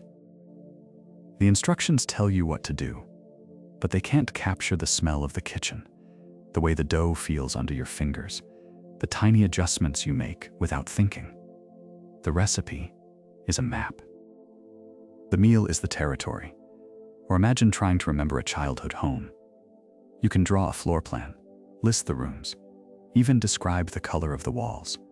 But the memory is never the place itself. There are always missing corners, faded details, things you forgot. The map is always smaller than the world. Korzybski's warning wasn't just about paper maps. He meant every way we try to understand reality. Science, language, even your own thoughts. They are all models. They help you navigate, but they are never the ground beneath your feet. The danger comes when you mistake the map for the territory, when you trust the model more than your own senses, or forget that the world is always more complicated than your picture of it. Sometimes the map is wildly wrong. A GPS that sends you down a dead-end alley, a weather forecast that promises sun, but rain pours down. But even the best map, the most careful model, is still a kind of fiction. It leaves out the cracks in the sidewalk, the smell of rain, the feeling of being lost and found. Every time you use a model, whether it's a scientific theory, a political ideology, or just a mental shortcut, you are holding a map. It's useful, it's necessary, but it's never the whole story. The world is always bigger, messier, stranger than the lines we draw to explain it. Every map is a story we tell ourselves about a world too big to hold. The paradox of the self. You find an old photo in a drawer. There you are, age 7, grinning with a gap in your teeth, hair sticking up in every direction. You remember the day, the smell of grass, the sound of your mother's voice. But the hands holding the photo now are larger, rougher. The voice in your head is deeper. The worries are different. Are you still that child? Or just someone who remembers being them? The name is the same. The memories line up, mostly. But every cell in your body has been replaced. Your beliefs have shifted. Your friends have changed. Your face is a new mask. It's like a friendship that cools so slowly, you only notice it's gone when you try to call. The change is invisible until you look back. Philosophers call this the ship of Theseus problem. If you swap out every plank, is it still the same ship? If you swap out every thought, every cell, are you still you? The self is a story told in the present tense, rewritten every day. You are not the person in the photo, but you carry their name, their scars, their unfinished sentences. The self is a moving target, always just out of reach, always slipping into memory the moment you try to hold it. The paradox of the question. A child sits at the kitchen table, legs swinging, eyes wide. She looks up and asks, "Why is there something rather than nothing?" The room goes quiet. The adults glance at each other, searching for a foothold. You can almost feel the air thicken. There is no answer coming. Not because the question is too hard or too deep, but because something about it slips through your fingers the moment you try to hold it. Some questions are like that. They do not just resist answers, they resist being asked at all. The words line up, but the meaning slides away. You try to grab it, and it vanishes, like trying to catch smoke with your hands. Philosophers have wrestled with this for centuries. The question, why is there something rather than nothing, is ancient. It sounds simple, almost childlike. But the more you stare at it, the more it unravels. What would it even mean for there to be nothing? Can you picture it? Not empty space, not darkness, not a blank screen, nothing. No space, no time, no possibility of anything at all. The mind tries to imagine it, but always ends up sneaking something in through the back door, a sense of emptiness, a kind of void, a stage waiting for something to appear. But a true nothingness has no stage, no waiting, no one to ask the question. Ludwig Wittgenstein, sitting in his cold room in Cambridge, once wrote that some things cannot be said, only shown. He meant that language has edges, and when you try to step past them, you fall into nonsense. The structure of our words shapes the structure of our thoughts. Some questions are like locked doors with no keyhole. You can knock, but you cannot enter. Think about trying to bite your own teeth. The jaw moves, the muscles tense, but the moment you try, the target disappears. The act cancels itself out. Or imagine standing in front of a mirror, trying to see the back of your own head. You twist, you crane your neck, but the thing you want to see is always just out of view. The question is built in such a way that the answer cannot exist, not because you are not clever enough, but because the question itself is a kind of trap. Now, bring it closer to home. Have you ever lost a sock in the laundry? You search the basket, the machine, the floor. You ask, where is it? But sometimes, the sock is simply gone. The question keeps echoing, but there is no answer, not because you have not looked hard enough, but because the world does not always line up with the way we ask. Or think about a conversation with someone you love. You ask, do you really understand me? The words are clear, but the answer is always a little out of reach. Some things cannot be pinned down by language, no matter how many times you try. There are questions that break on the rocks of language.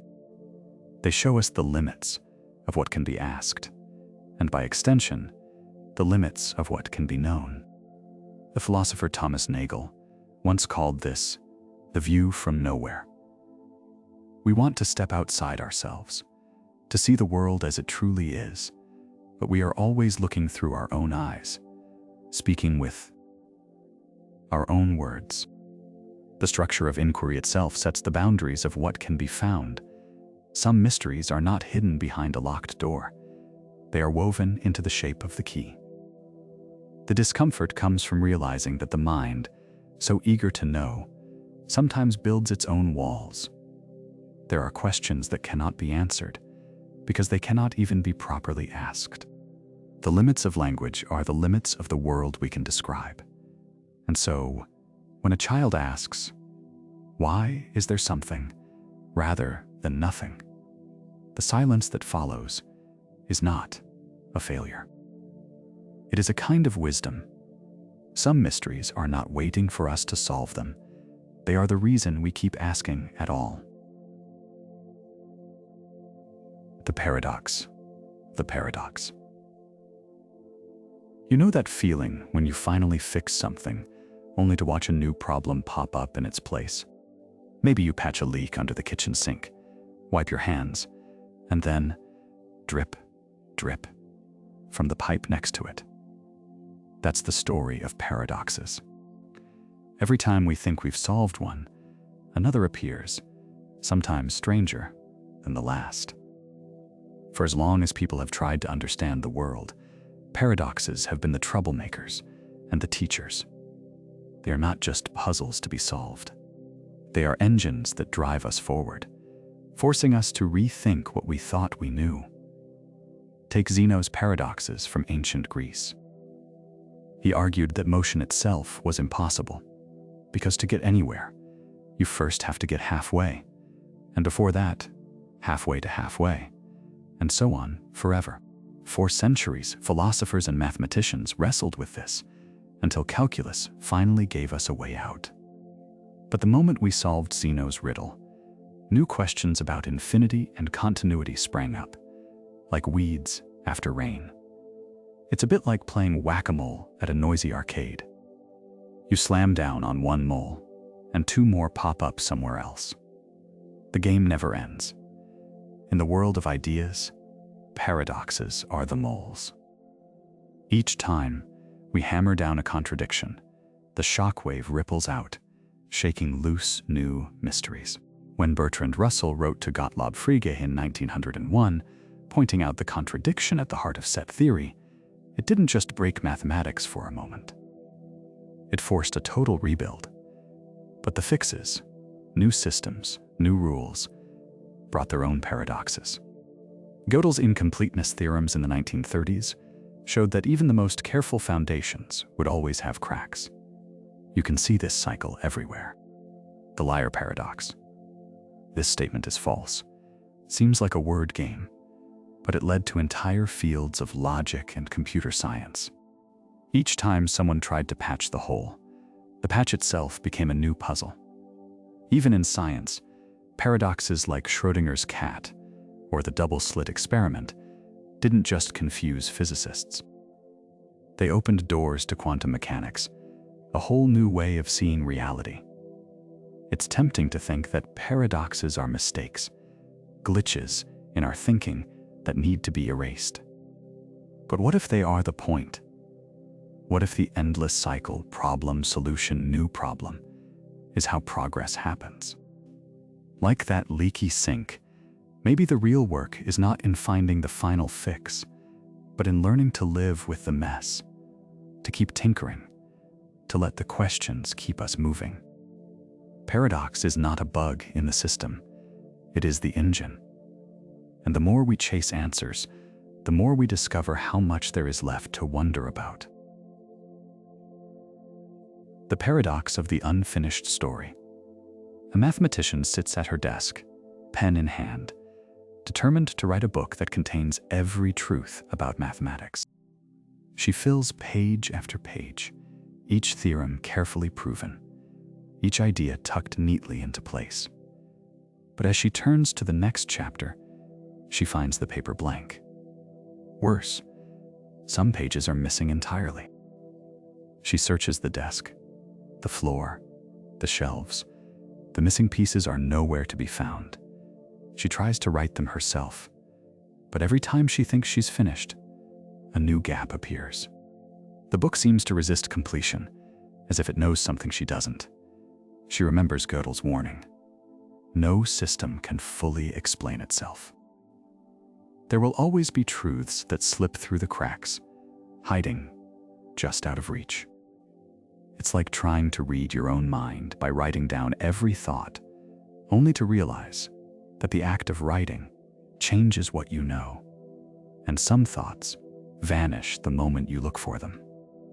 The story can never be whole, because the storyteller is trapped inside the story. Some books will always have missing pages. Some stories can never be finished. And maybe, just maybe, that's the only way the story can go on. The paradox of the unprovable. You are standing in a room with a single piece of paper. On it, someone has written a sentence. This statement cannot be proven. You stare at it. The words loop back on themselves, like a snake eating its own tail. If the sentence is false, then it can be proven, which would make it true. But if it is true, then it cannot be proven. The logic circles, refusing to land. This is not a riddle from a puzzle book. In 1931, Kurt Gödel built a statement like this inside mathematics itself. He showed that, even in the most careful, logical system, you can construct a sentence that says, in effect, I am true, but you will never be able to prove it. The shock was immediate.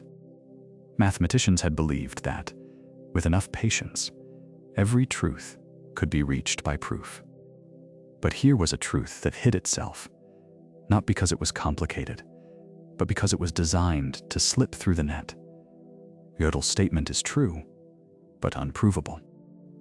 It sits just outside the reach of every method, every clever trick, every proof you could ever write. It is like trying to fill a bucket with water, only to discover a tiny hole at the bottom. No matter how much you pour in, something always escapes. You can patch the hole, but then another appears, somewhere you did not expect. The bucket never quite fills.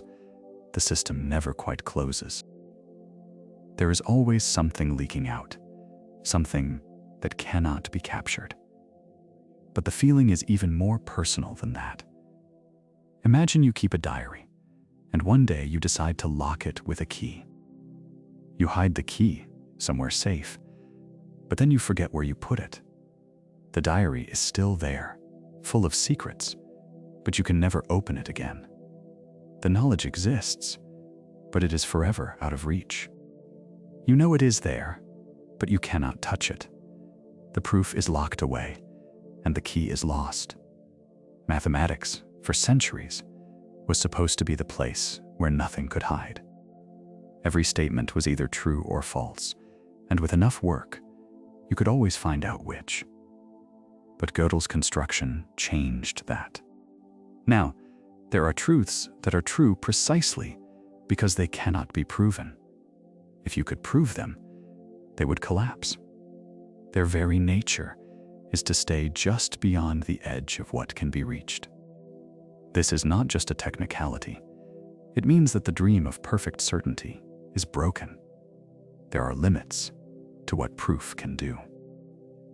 No matter how clever we become, no matter how many new tools we invent, there will always be statements that slip away, truths that exist but cannot be caught. The dread comes from the realization that this is not a flaw in our thinking or a gap that can be closed with more effort. It is a feature of logic itself. The more carefully we build our systems, the more certain it becomes that something will escape. The bucket will always leak. The diary will always have a missing key. The proof will always have a shadow just out of reach. And if this is true for mathematics, the most precise language we have, what does it mean for everything else? For the stories we tell ourselves, for the beliefs we hold, for the things we think we know? Maybe there are parts of our own lives that are true, but can never be proven, even to ourselves. Maybe some answers are forever locked away, and the key is lost before we even know there was a lock. Some truths are true because they cannot be proven. And once you see that, you start to wonder what else is hiding just beyond the reach of certainty. The paradox of the unknowable. A physicist stands in the lab, hands steady, eyes fixed on the glowing screen. The particle is there, somewhere. She tunes the machine, sharpens the focus, narrows the window. The more she pins down its position, the more its momentum slips away, like trying to hold water in a clenched fist. The numbers flicker, the data streams in, but the answer keeps shifting, always just out of reach. This is not a failure of technology. It is not a flaw in the instruments. It is a law written into the bones of reality. The more you know about where something is, the less you know about where it is going. The more you know about how fast it moves, the less you know about where it is. Werner Heisenberg saw this in 1927, and the world has never quite recovered. It is like trying to clean a smudge on a mirror, only to realize the mark is on your own eye. You wipe and polish, but the blur remains. The harder you try, the more you disturb what you are trying to see. Imagine searching for your keys in a dark room, and every time you reach out, the keys move just beyond your grasp. The act of searching changes what you are searching for. In the lab, the physicist adjusts the detector, hoping for clarity. But every measurement is a nudge, a push, a whisper that changes the thing being measured. The universe is not a silent stage, waiting for us to observe. It is more like a pond, and every question is a pebble tossed in, sending ripples across the surface. The answer you get is shaped by the question you ask, and by the way you ask it. This is the paradox of the unknowable. The limits to knowledge are not just practical, they are woven into the fabric of physics itself. The more precise your question, the more reality slips through your fingers. The physicist can build bigger machines, colder chambers, finer sensors, particle colliders, detectors buried under mountains, telescopes peering into the birth of time. But the boundary remains, shifting and absolute. It is a kind of humility, forced on us by the universe. We are not outside, looking in. We are inside, part of the story. Our questions tangled up with the answers. The physicist learns to live with this. She keeps searching, knowing that every answer is also a veil. Reality hides, not out of malice, but because hiding is part of what it means to exist. The more you look, the more you change what you see. And sometimes, the only thing left to marvel at is the smudge you cannot wipe away. The paradox of the unfinished puzzle. Imagine a computer screen frozen, cursor blinking, fan humming, but nothing ever changes. The program is stuck, caught in a loop that never ends. You wait, hoping for a result, but the answer never comes. This is not a glitch. It is a boundary. Alan Turing showed that some puzzles cannot be solved, not because they are too hard, but because there is no way to know if they can ever be finished at all. No algorithm, no matter how clever, can predict the outcome for every possible problem. Some puzzles are unfinished by their very nature. It is like sitting at your kitchen table, working on a jigsaw puzzle, only to discover that one piece is missing. You can search the floor, check the box, retrace every step, but the picture will never be complete.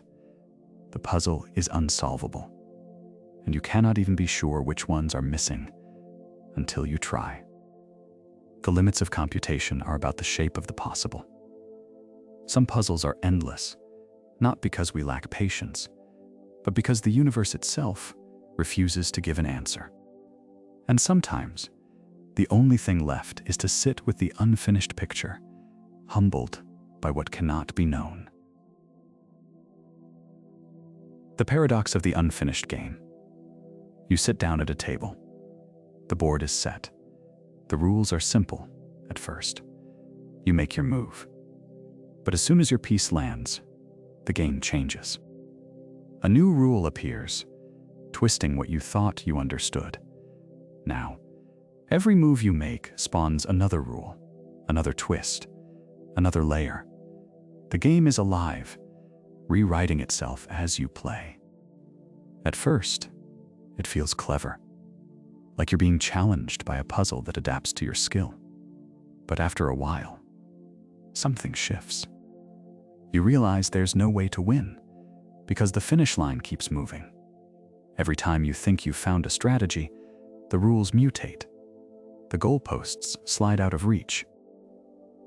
You're not just playing the game, you're chasing it, and it's always one step ahead. This is the paradox of the unfinished game. A game where every answer breeds a new question, every solution spawns a new problem. It's an infinite regress, a staircase that climbs forever but never reaches a landing. there is no final move. Only the next move, and the next, and the next. It sounds abstract, but you've felt this before. Think about your phone's GPS. You take a wrong turn, and the voice calmly says, "Recalculating." You follow the new route, but then there's construction, or traffic, or another missed turn. The GPS never says you've failed. It just keeps recalculating, endlessly, as if the destination is always possible, but never quite here. You're always almost there, but never arriving. Or picture this. You're cleaning your kitchen. You wipe the counter, but as you do, crumbs fall to the floor. You sweep the floor, but now the trash is full. You take out the trash, but the wind blows leaves onto your porch. Every task spawns another. The job is never finished. You start to wonder if the kitchen is cleaning you, not the other way around. Games with infinite regress aren't just a curiosity for philosophers. They show up in real life, in bureaucracy, in relationships, in the way we try to fix problems that create new problems. Every solution is provisional. Every rule is a doorway to another rule. The game never ends because the rules are never done being written. There's a kind of trap here, but it's not a cage you can see. It's the feeling of being caught in a loop that you can't escape, because the loop is made of your own attempts to escape it. You try to finish, but finishing is the one move the game will never allow. Some philosophers call this an infinite regress. Each rule needs a meta-rule to explain it, and that meta-rule needs another, and so on. It's like trying to write instructions for a game, but every instruction needs a footnote, and every footnote needs a warning, and every warning needs a new rule. The instructions grow faster than you can read them. You might think, why not just stop playing? But the game is sticky. The moment you try to step away, you wonder if that's against the rules too. Maybe quitting is just another move, and the game adapts again. The rules multiply in the shadows, waiting for your next step. There's a special kind of exhaustion that comes from this. Not the tiredness of running, but the slow drain of chasing something that always slips away. You start to feel like you're moving, but never getting anywhere. Like a GPS that keeps recalculating, or a kitchen that never stays clean, or a game that never lets you win. And then it hits you. Some games are designed to be unfinished. The play is endless, the rules are bottomless, and the only way out is to realize there is no out. The game goes on, with or without you. The rules keep multiplying, faster than you can play. You look at the board, and for a moment, you wonder if you're playing the game, or if the game is playing you. The paradox of the unfinished thought.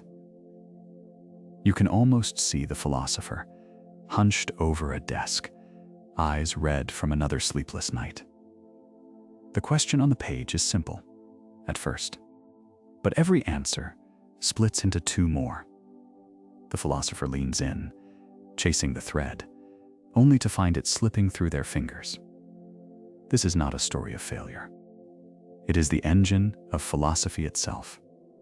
Every time a thinker believes they have reached the end, the ground shifts.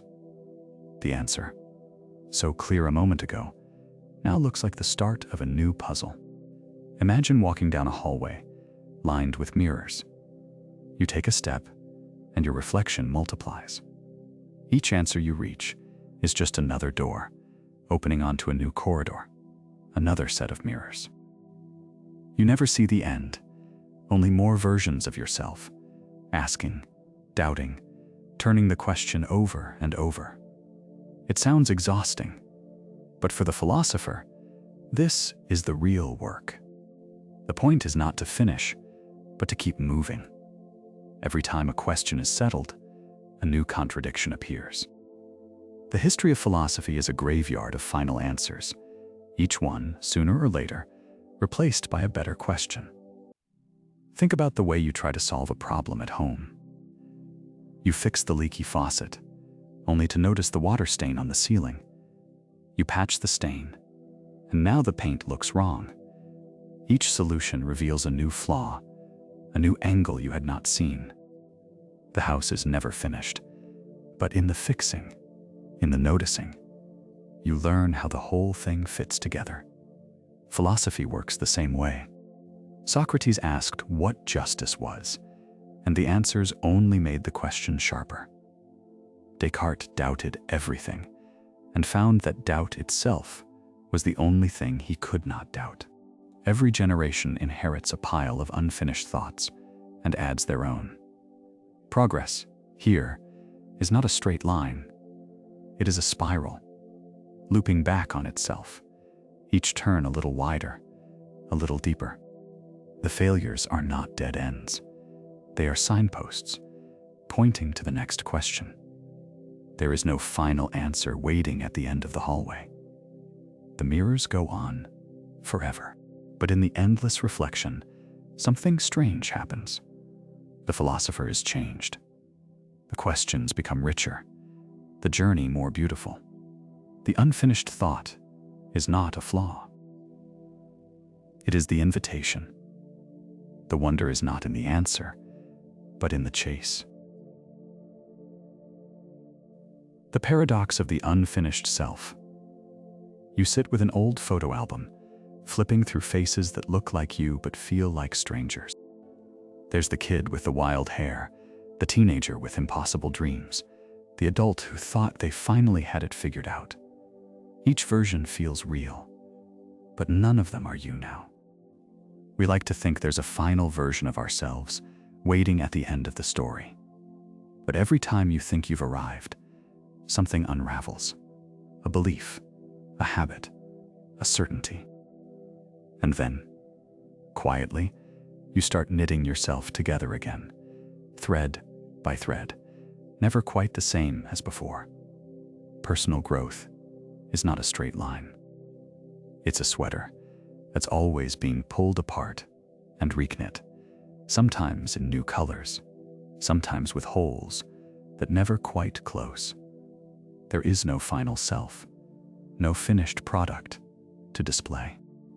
Identity is not a thing you have, it's a process you live. You are not the sum of your past versions, you are the act of becoming, right now. The self is always unfinished, and that's what makes you alive. The paradox of the unfinished world. A physicist stands in a darkened lecture hall, chalk dust swirling in the projector light. The blackboard is crowded with equations, arrows, and half-erased dreams. She pauses, staring at the last empty corner, searching for the line that will tie it all together. The room is silent except for the faint hum of the lights. This is the moment, the hope that one more step will reveal the pattern behind everything. For centuries, this has been the dream, to find the single idea that explains the universe, the theory of everything. Isaac Newton thought he glimpsed it in the falling apple and the orbit of the moon. Albert Einstein chased it through the tangled math of relativity, convinced that gravity and light must be two faces of the same coin. Stephen Hawking spent decades searching for the equation that would unite the very large and the very small. Each time, the answer seemed just out of reach. Cosmology is the science of the biggest questions. Where did the universe come from? What is it made of? How will it end? But the deeper we look, the more the answers slip away. Every time a new theory seems to fit, a new mystery appears at the edge. The universe is not a tidy book with a final chapter.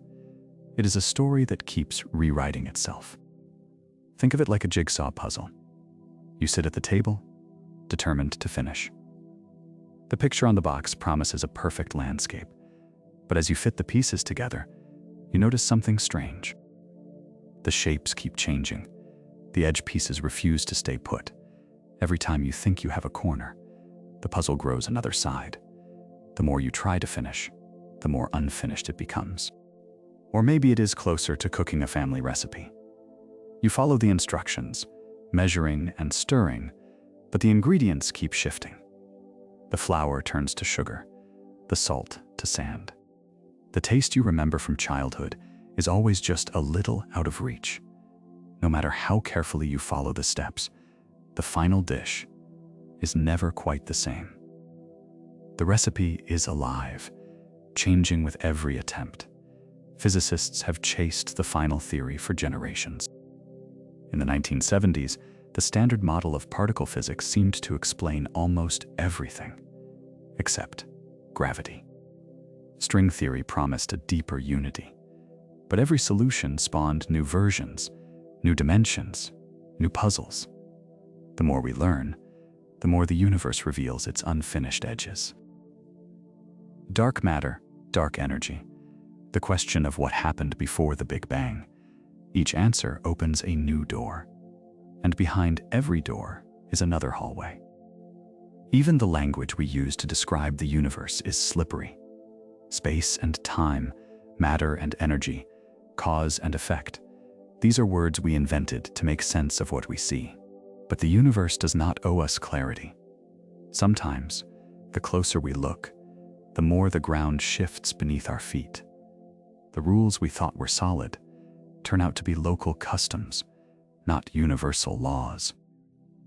There is no final theory, not because we are not clever enough or because we have not looked hard enough, but because the universe itself may not have a final answer to give. It is an open question, a puzzle with moving pieces, a recipe that changes every time you try to write it down. The search for explanation is endless, not because we are lost, but because the world is always becoming something new. And maybe that is the real wonder.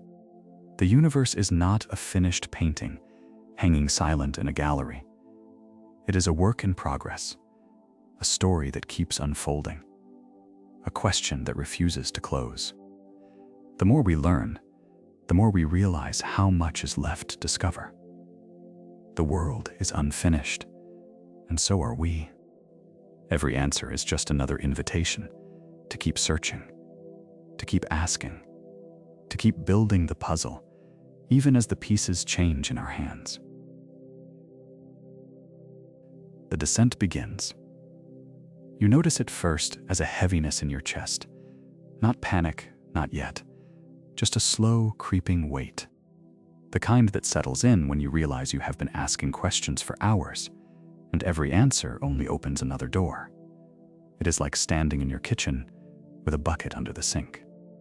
You spot a slow leak, so you grab a rag and mop up the water. But as soon as you turn away, you hear the drip again. You tighten the pipe, you patch the seal, you even swap out the bucket for a bigger one. But the water keeps coming. Each fix reveals another crack, each solution, another leak. Soon, you are not cleaning up a mess, you are living with it. That is what it feels like when the paradoxes start to pile up. At first, each one seems like a puzzle you can solve. The heap of sand, the liar's loop, the ship that is not itself. You think, if you just find the right angle, you will patch the hole. But the more you patch, the more you notice the floor is damp in places you never checked. You remember the first time you heard about Russell's paradox, the set that contains all sets that do not contain themselves. It sounded like a clever trick, a riddle for mathematicians. But then you saw how it cracked the foundation of logic itself. Or the moment you learned about Gödel's incompleteness and realized that even the most careful system can never prove all its own truths. You try to hold onto something solid. Maybe the problem is just with language, or with the way we think. But then you see it everywhere. In the law, where words like reasonable or fair slip through your fingers. In science, where uncertainty is not just a nuisance, but a law of nature. In your own mind, where the line between what you know and what you only believe blurs until you cannot tell the difference. The paradoxes do not just stack up, they seep into each other, like water finding every crack in the floorboards. You start to feel that every answer is just a new leak, every explanation another drip. The more you try to resolve, the deeper you sink. There is a moment, maybe it is now, when you realize you are not climbing out. You are descending, not in a sudden drop, but in a slow, steady slide. The ground you thought was solid turns to mud. Every step, meant to lift you up, only drags you deeper. You start to wonder if there is a bottom at all. You can hear it now, in the silence between thoughts, a low, endless creak. The weight of all those paradoxes pressing down. This is the moment when the descent begins. Not with a scream, but with a quiet realization. The more you try to fix the leaks, the more you notice the water rising around your ankles. The illusion of control. You reach for the glass. You feel the decision rising, as if you are the one pulling the strings. But somewhere, a fraction of a second before you notice, the train has already left the station. Your hand is moving. The signal comes after the wheels are turning. Lidditt's experiments haunt this moment. The story you tell yourself about choosing is a story told after the fact. Consciousness, it seems, is the narrator, not the conductor. It is like standing in the kitchen, thinking you decided to turn on the light, only to realize your body was already halfway there. The switch clicks, and only then do you remember wanting brightness. The urge, the action, the awareness, out of order, like a movie spliced wrong. Agency starts to feel like a trick mirror. You see yourself steering, but the road is already chosen. The sense of control is a comfort, a necessary fiction, a story whispered in your ear just late enough to keep you calm. And as you sit with this, the discomfort grows. If you are not the conductor, who is? Or is there no one at all? The collapse of certainty. You open your eyes, and for a moment, you are not sure where you are. The room looks familiar, but something feels off. The light is wrong. The air smells different. You reach for your phone, but the numbers on the screen seem to blur. You blink, and the world snaps back into place. Or does it?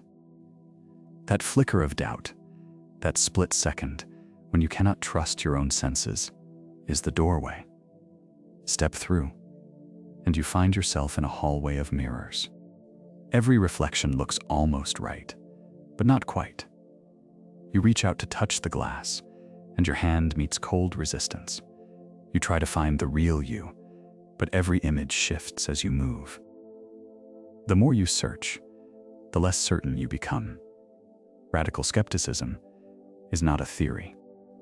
It is a feeling that creeps in when you realize that every perception, every memory, every thought could be a trick. René Descartes once imagined an evil demon, a master trickster, feeding him a perfect illusion. But you do not need a demon. Your own mind is enough. You start to question everything. The chair beneath you, the sound of your own voice, even the taste of coffee or the way your name feels in your mouth. What if none of it is real? What if every sensation is just a story your brain tells itself? A story that could be wrong in every detail. It is like waking up in your own home and, for a heartbeat, not recognizing your own reflection in the bathroom mirror. You know it should be you. You know the shape of your face, the color of your eyes. But something is off. The angle, the light, the expression. You stare, searching for proof that you are real. But the longer you look, the more the doubt grows. Now imagine that feeling never goes away. Imagine every moment is like that. You walk through your day, but every step feels like it might be a dream. You talk to people, but their words could be echoes in your head. You eat, you laugh, you cry, but each feeling is just another reflection in the endless hallway. Radical doubt is not just a philosophical game. It is a kind of vertigo. The ground slips away, and you are left floating, untethered. You want to grab onto something solid, but every time you reach out, your hand closes on air. You try to reason your way out. You tell yourself, I think, therefore I am. But even that thought could be part of the illusion. Maybe the voice in your head is not yours. Maybe the world is a mask, and you will never see what lies beneath.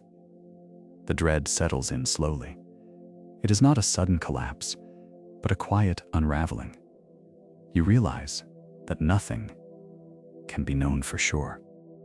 Not the world, not yourself, not even the fact that you are doubting. Every answer slips away as soon as you touch it. You look for comfort in logic, in science, in memory. But each one is just another mirror, reflecting your own uncertainty back at you. The more you search for certainty, the more lost you become. And so you stand in the hallway, surrounded by reflections that never resolve. You reach for the doorknob, but your hand passes through. The only thing you can be sure of is the emptiness that remains.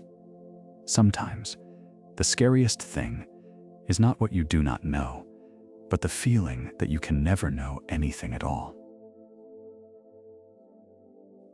The disintegration of truth. You are in the middle of an argument. Voices rise, hands gesture. Someone points to a headline on their phone. Every time a claim is made, someone else twists it, flips it, or asks, "But what do you mean by that?" The words themselves start to feel slippery. You try to pin down what is true, but the ground keeps shifting under your feet. This is not just a bad debate. It is what happens when language itself turns against us. The liar paradox is lurking in the background, that old riddle. This sentence is false, waiting to unravel any certainty. Tarski's theorem is there too, whispering that any attempt to define truth inside a language will tie itself in knots, but you do not need to know their names to feel their effects. You just need to try to agree on what happened, or what someone meant, or what is real. It is like sitting down to finish a jigsaw puzzle, only to realize that one piece is missing. You keep searching, turning over every piece, convinced it must be here somewhere. But the more you look, the more you notice that some pieces do not quite fit. The picture on the box looks clear, but the pieces in your hand refuse to make a perfect whole.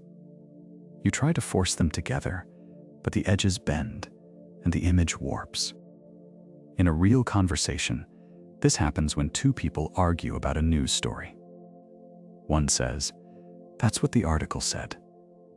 The other replies, "But what does said even mean?" Suddenly, every word is up for grabs. Is the headline true, or just technically accurate? Does a quote mean what it says, or what the speaker intended? Each answer spawns a new question, and every definition seems to need another definition. The debate spirals, not because anyone is lying, but because the words themselves are unstable. Language is supposed to help us build a shared world. But sometimes, it is like trying to build a house on sand. The more carefully you stack your arguments, the more the foundation shifts. Contradictions creep in through the cracks. You find yourself doubting not just the other person, but your own words. What did you mean exactly? Can you even say? The discomfort grows as you realize that truth, at least the kind we try to capture with language, is always one piece short of completion. Every time you think you have finished the puzzle, you notice a gap where certainty should be. And the missing piece is always the one you need most. The collapse of meaning. Say a word out loud. Any word. Repeat it. Again. Again. Watch as the edges blur. The sound turns strange. The meaning slips away. And suddenly, the word is just noise in your mouth. This is not a trick of the tongue. It is what happens when you stare too closely at meaning. The more you prod at a concept, the more it unravels. Try to pin down where a heap becomes a pile, or where blue turns to green, and you find yourself chasing the edge of a cloud, always there, never solid, dissolving as you reach for it. We like to think our words carve the world into neat shapes, but the truth is, most concepts are foggy at the edges. The Sorit's paradox is just the start. Push hard enough on any idea, and the boundaries melt. Meaning leaks out, drop by drop, until you are left holding an empty shell. If you listen closely, you can almost hear it, the quiet hiss as certainty evaporates. Meaning is not a fortress. It is a mist, swirling and fragile, gone the moment you try to grasp it. The collapse of justice. The word reasonable hangs in the air like a question nobody can answer. The judge leans forward. The lawyers circle, each one trying to pin down what it means. The jury looks lost. In this courtroom, the fate of a person's life depends on a word that everyone uses, but nobody can define. The prosecutor says, a reasonable person would have acted differently. The defense fires back, but what is reasonable? Who decides? The judge sighs. The law books are thick, but the answers are thin. Every page is filled with words like reasonable, fair, appropriate. Each one is a cloud, solid from a distance, but impossible to grasp up close. You might think the law is a machine, precise and sharp, slicing through confusion to deliver justice. But the closer you look, the more the edges blur. There is no bright line between guilt and innocence, right and wrong. There is only the fog of language, swirling around the facts, refusing to settle. This is not a flaw in the system. It is the system. The law is built on words, and words are built on shifting sand. Every rule, every statute, every precedent is a guess at where to draw the line. But the line moves. What was reasonable in 1950 is not reasonable today. What is reasonable in one town is madness in another. Think about the edge of a cloud. From far away, it looks like a perfect shape. But try to touch it, and your hand passes through mist. Try to draw a line around it, and the line dissolves. The law is like that. It promises certainty, but delivers ambiguity. Every verdict is a leap across a gap that cannot be closed. Now, bring it closer to home. Imagine sorting laundry. You have a pile of shirts. Some are obviously clean, some are obviously dirty. But then there's that shirt you wore for an hour. No stains, no smell, but not quite fresh. Where does it go? You hesitate, you sniff, you shrug. The line between clean and dirty is not a line at all. It is a zone of doubt, and you have to choose. In the courtroom, the stakes are higher, but the process is the same. The law asks jurors to decide if someone acted reasonably. But what does that mean? Is it what most people would do? The best people? The average? Themselves? The law never says. it cannot say. Because there is no answer, only judgment, only guesswork, only the uneasy feeling that you might be wrong. In 1973, the United States Supreme Court tried to define obscenity. Justice Potter Stewart famously said, "I know it when I see it." That was the best, the highest court in the land of phone could do. The line between art and crime was a feeling, not a fact. And so it is with reasonable. Every law is a compromise with vagueness. Legislators write rules, but they cannot see the future. Judges interpret, but they bring their own shadows. Juries decide, but they are haunted by doubt. The law is not a wall. It is a net with holes stretched over the chaos of life, catching some things and letting others slip through. You might want justice to be a scale, perfectly balanced, weighing every fact with mathematical precision. But justice is more like a conversation at the dinner table, where everyone talks past each other and the meaning of every word is up for grabs. The law pretends to be certain, but it is always negotiating with uncertainty. And yet, we trust it. We have to, because the alternative is worse. But once you see the cracks, you cannot unsee them. Justice is not a shining sword. It is a patchwork quilt, stitched together from guesses, hopes, and fears. Every verdict is a story we tell ourselves to make sense of the mess.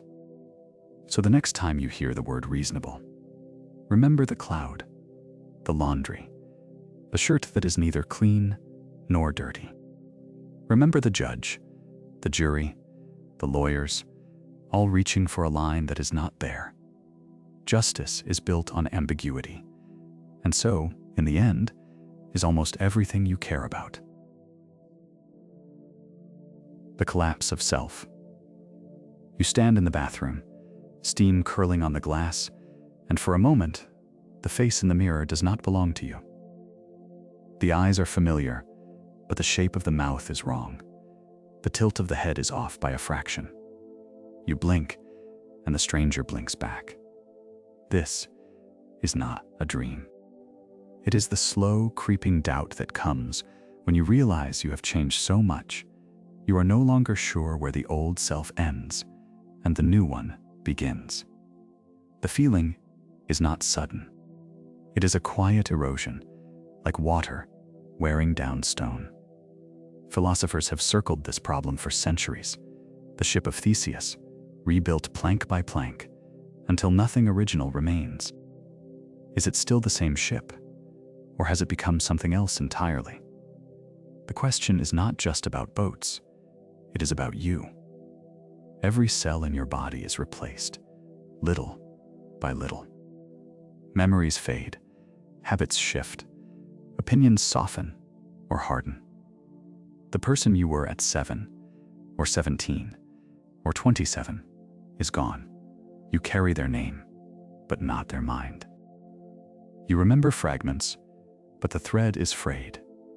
Think of a friendship that cools so slowly, you only notice it is gone when you reach for your phone and realize you have not spoken in years. There was no single moment when it ended. No fight, no goodbye. Just a slow drift until the connection is a ghost. Yourself is like that. You do not notice it slipping away until you try to find the core and discover there is nothing solid to hold. Some people feel this most sharply after a loss, or a move, or a shock. Others feel it in the quiet hours, when the world is still and the mind wanders. You look at old photos and wonder if that child is really you, or just someone you used to know. There is no stable core, no diamond buried deep inside. The self is a story told in the present tense, rewritten every day. You are not the same person you were yesterday, and tomorrow you will be someone else again. The dread comes not from change, but from the realization that there was never anything permanent to begin with. The self is a number you can no longer dial, a voice on the line that fades with every passing year. The collapse of morality. A judge sits high above the courtroom, gavel in hand, reading out the sentence. The words echo, years behind bars, a life changed forever. The judge looks at the person below, searching for some sign of remorse, some hint of choice. But as the courtroom empties, a question lingers, heavy and silent. Did this person truly choose? Or was every step, every thought, every crime, just the last stitch in a pattern woven long before?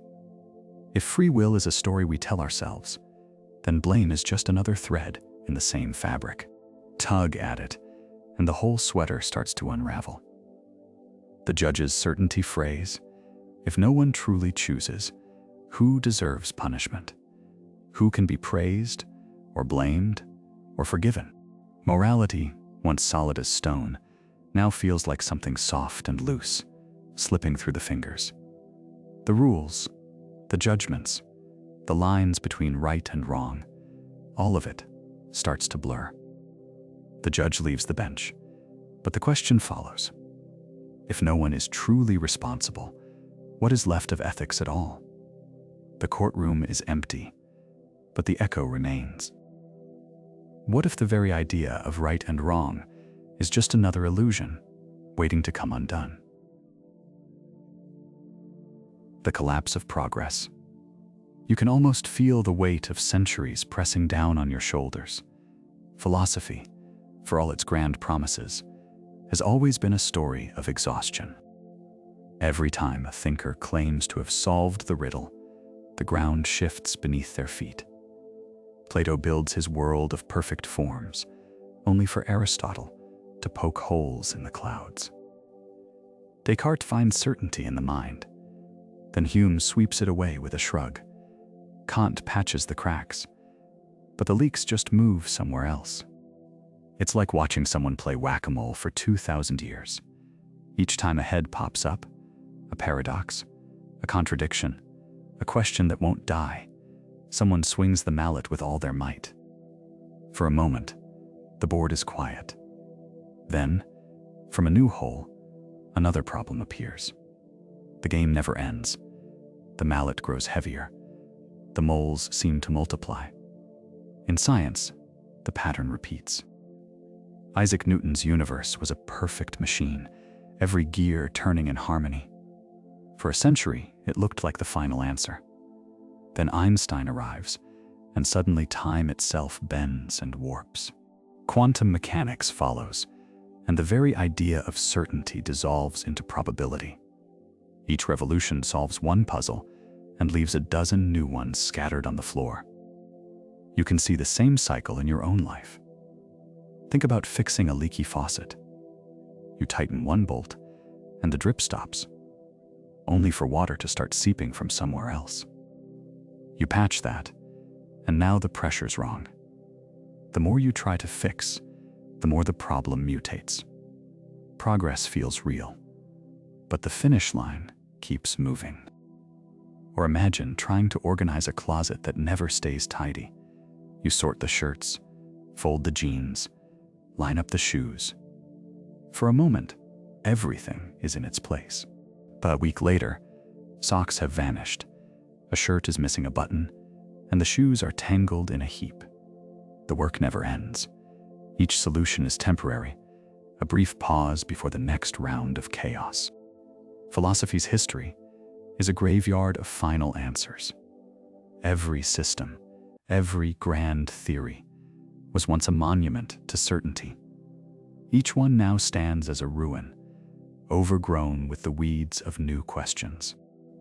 Logical positivism promised to sweep away nonsense until Gödel showed that even logic has holes. Behaviorism tried to explain the mind as a machine, then consciousness slipped through its fingers. Every time the dust settles, something unexpected crawls out from underneath. It's tempting to believe that progress is a straight line, that each generation climbs higher on the shoulders of the last. But the record looks more like a spiral, or maybe a treadmill. We move, but the scenery repeats. The same old monsters return, wearing new masks. The paradoxes never die. They just change their names. Even the language of progress betrays us. We talk about breakthroughs, revolutions, leaps forward. But every leap lands in a new swamp. Every breakthrough opens a crack in the wall. The more we know, the more we see how much we don't know. The cycle is endless. The exhaustion is real. And yet, we keep playing. The mallet rises. The moles return. The closet is tidied again and again. Maybe the real dread is not that we fail to solve the puzzle, but that the puzzle cannot be solved. Maybe there is no final answer, only the endless work of patching, fixing, swinging, and starting over. If you listen closely, you can hear the echo of this cycle in your own life. Every time you think you've finally got it together, something slips out of place. Every answer breeds a new question. The collapse of progress is not a failure of philosophy. It is the rhythm of being alive. The collapse of hope. A thinker sits at their desk, hands pressed to their temples, surrounded by stacks of notes and half-finished books. The lamp throws a pale circle of light, but the rest of the room is swallowed in shadow. Every page is marked with the same pattern: a question, an answer, and then a contradiction that unravels it all. The deeper they dig, the more the ground gives way beneath them. They try to reason their way out. Maybe if they just find the right angle, the right proof, the right word, the knot will loosen. But each solution only splits into more problems. Every paradox is a trapdoor to another deeper one. The mind races, then stalls, then circles back to the same impossible questions. Why does every answer seem to carry its own undoing?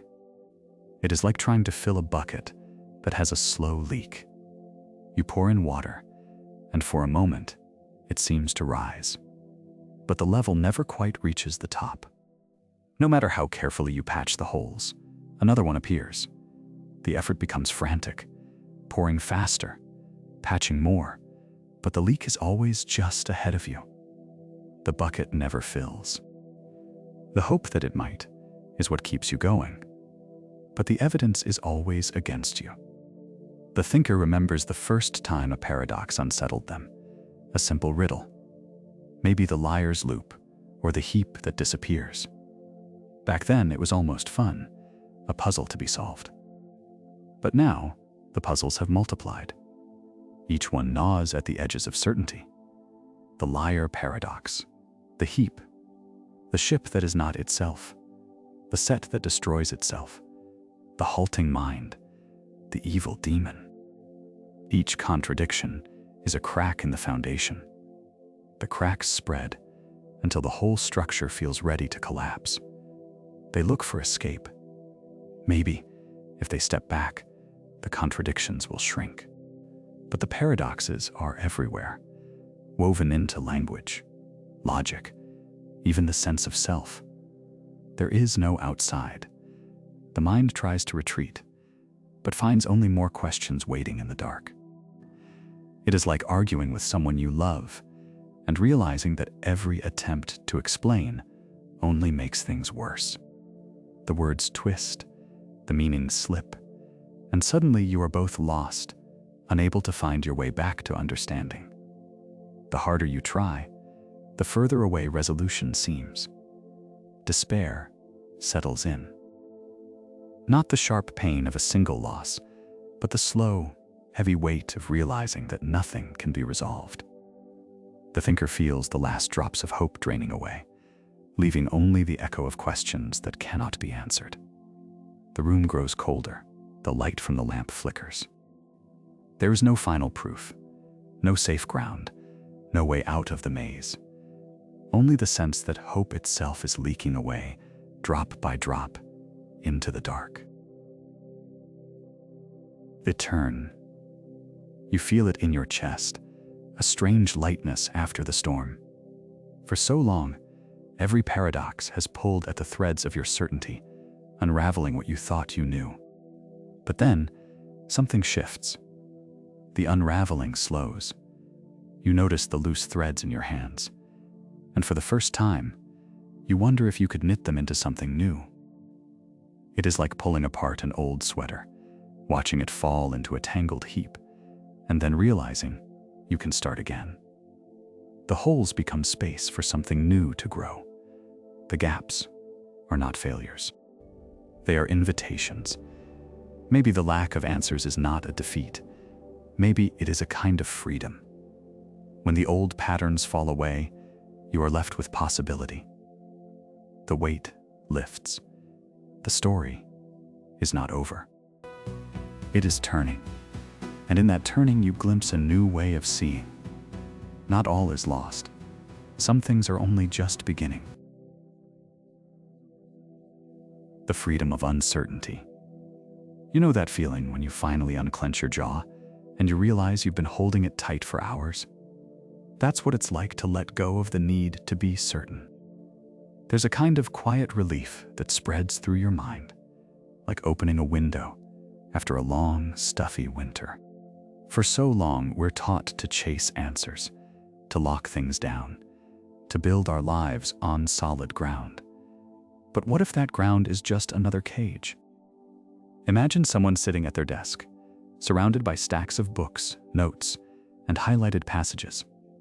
They've spent years searching for the answer, the one that will finally settle everything. But tonight, something shifts. They close the book, lean back, and let the question hang in the air. For the first time, they don't rush to fill the silence. They just breathe. And in that pause, something strange happens. The world doesn't collapse. In fact, it feels bigger. Certainty is supposed to be comforting. It promises safety, order, control. But if you look closely, it can start to feel like a locked room. Every answer you nail down is another window boarded up, another door bolted shut. You can't get lost, but you also can't leave. The air gets stale. The walls close in. And the more you cling to certainty, the smaller your world becomes. Uncertainty, on the other hand, is like stepping outside. It's the moment you realize the map you've been following doesn't match the streets beneath your feet. At first, there's panic. Where am I? What if I never find my way? But then, something else creeps in, a sense of possibility. Maybe you'll discover a shortcut. Maybe you'll stumble on a hidden cafe, or a street musician playing a song you've never heard. The detour becomes the adventure. Think about your phone's GPS. You punch in an address, and it plots the fastest route. But then you miss a turn. For a split second, the voice in your pocket is silent, and then, almost cheerfully, it says, "Recalculating." It doesn't panic, it doesn't scold you. It just finds a new way forward. Sometimes, the new route is even better than the original. Sometimes, you see something you would have missed if you'd stuck to the plan. The GPS doesn't need certainty. It thrives on change. But let's bring it even closer to home. Picture yourself in your kitchen, halfway through a recipe, when you realize you're missing an ingredient. The old you might have panicked or given up. But tonight, you shrug, open the fridge, and improvise. Maybe you swap in yogurt for sour cream, or toss in a handful of herbs you've never tried together. The result isn't what you expected. It's better, or at least, it's yours. The meal becomes a story, not just a set of instructions. You didn't know how it would turn out, and that's what made it delicious. Certainty can be a trap. It tells you there's only one right answer, one safe path, one way to be. But the world is messier than that. Every time you insist on knowing, you close yourself off to what you might learn by not knowing. You miss the detours, the surprises, the chance to be changed by what you find. There's a kind of freedom in admitting you don't know. It's not the freedom of chaos, but the freedom of possibility. When you let go of the need to be right, you make space for curiosity. You start to notice things you would have ignored. You ask questions you never thought to ask. You listen, really listen, because you're not just waiting for your turn to speak. You're open to being surprised, and here's the twist. Not knowing isn't a weakness, it's a superpower. It's what lets you adapt, grow, and connect with others. It's what keeps you moving when the road disappears. The people who change the world aren't the ones who have all the answers. They're the ones who are willing to ask better questions. So the next time you feel that itch for certainty, pause. Notice the urge to lock things down. Then, try letting it go. See what happens when you leave the window open. You might find that the air is sweeter, the world is wider, and the story isn't finished yet. Not knowing doesn't close doors. It opens them. The joy of paradox. Somewhere, right now, a mathematician is laughing. Not a polite chuckle, but a real, helpless laugh. The kind that bubbles up when you realize the universe is playing a trick on you, and you are in on the joke. Maybe it is Kurt Gödel, grinning at his own incompleteness theorem. Or John Searle, shaking his head at the Chinese room. Or maybe it is you, listening to this, feeling the strange delight that comes when logic ties itself in knots. Paradox is supposed to be a problem. That is what we are taught. A contradiction, a flaw, a sign that something has gone wrong. But watch the faces of people who live with paradox for a living. They do not look defeated. They look alive. Because here is the secret. Paradox is not a bug in the system. It is the engine. Every time logic runs into a wall, something new is born. The liar's paradox, the one that says this sentence is false, does not just break language. It opens a door. Suddenly, we see that truth is not a simple thing you can hold in your hand. It is slippery, alive, always one step ahead. Russell's paradox did not destroy set theory. It forced mathematicians to invent new ways of thinking, new rules, new worlds. Each contradiction is a crack where the light gets in. Progress does not come from answers. It comes from the places where answers fall apart. Think about your own life. Have you ever tried to keep your kitchen perfectly clean? You wipe the counter, sweep the floor, put away every dish. For a moment, it is spotless. But then someone makes toast. Crumbs appear. A glass is left by the sink. No matter how hard you try, the mess returns. The game is not to win once and for all. The game is to play. To enjoy the dance between order and chaos, knowing that perfection is always just out of reach. Paradox works the same way. Solve one, and another pops up. Try to pin down truth, and it slips away. But that is not a failure. That is the fun. The puzzle is the point. The joy is in the chase, not the capture. So when you hear a philosopher laugh at a paradox, do not think they are mocking the problem.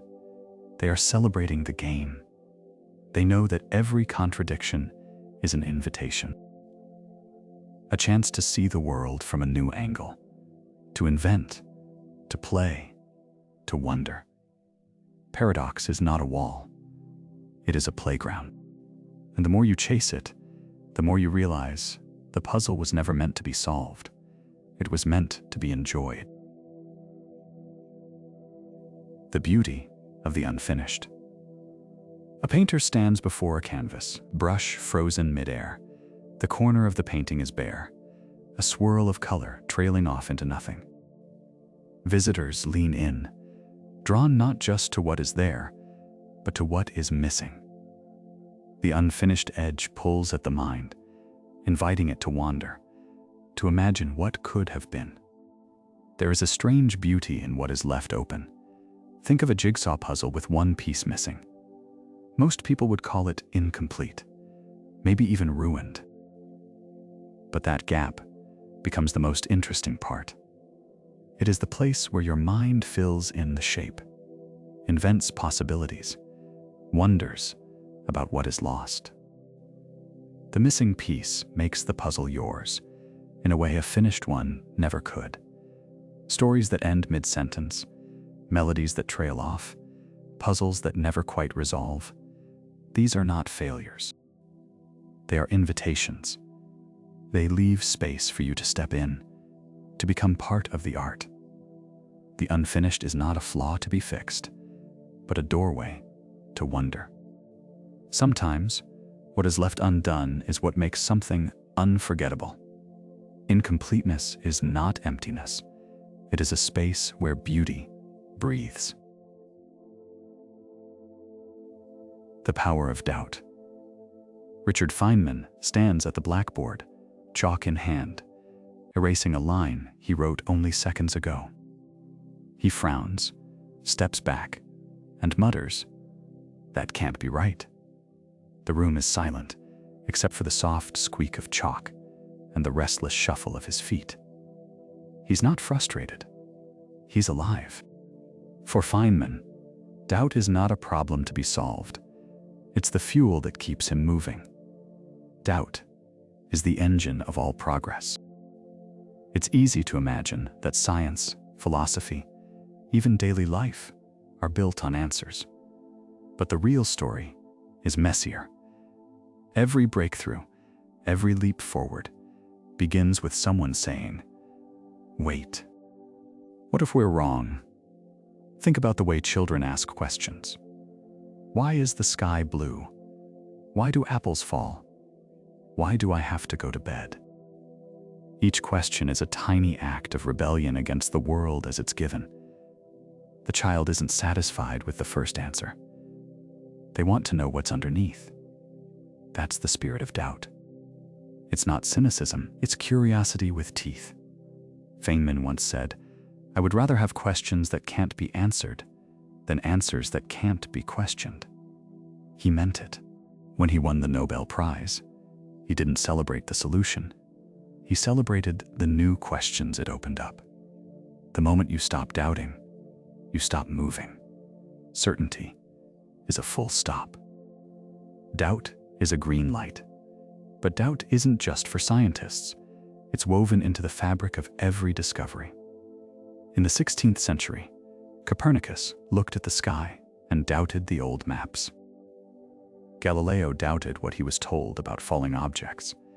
Marie Curie doubted that the elements were as simple as they seemed. Each time, doubt unraveled the old sweater of knowledge, thread by thread, until something new could be knit from the loose ends. Here's where it gets personal. Imagine you're in your kitchen, holding a family recipe passed down for generations. You've made it 100 times, always the same way. But one day, you pause. You wonder, what if I add something new? What if I leave something out? That moment of hesitation, that willingness to question the tradition, is the birthplace of every new flavor. Sometimes it's a disaster. Sometimes it's a revelation. But without that flicker of doubt, the recipe never changes. The meal never surprises you. Doubt is uncomfortable. If you show most people the truth, they won't thank you. They'll reject you. Because comfort is addictive. It's warm, familiar, and predictable. The truth, on the other hand, is often cold, ugly, and inconvenient. The world is not a finished sweater. It's a work in progress, always ready to be unraveled and rewoven. Certainty, on the other hand, is a locked door. It keeps you safe, but it also keeps you stuck. The moment you decide you know everything, you stop looking. You stop listening. You stop growing. History is littered with the bones of ideas that were once considered unshakable.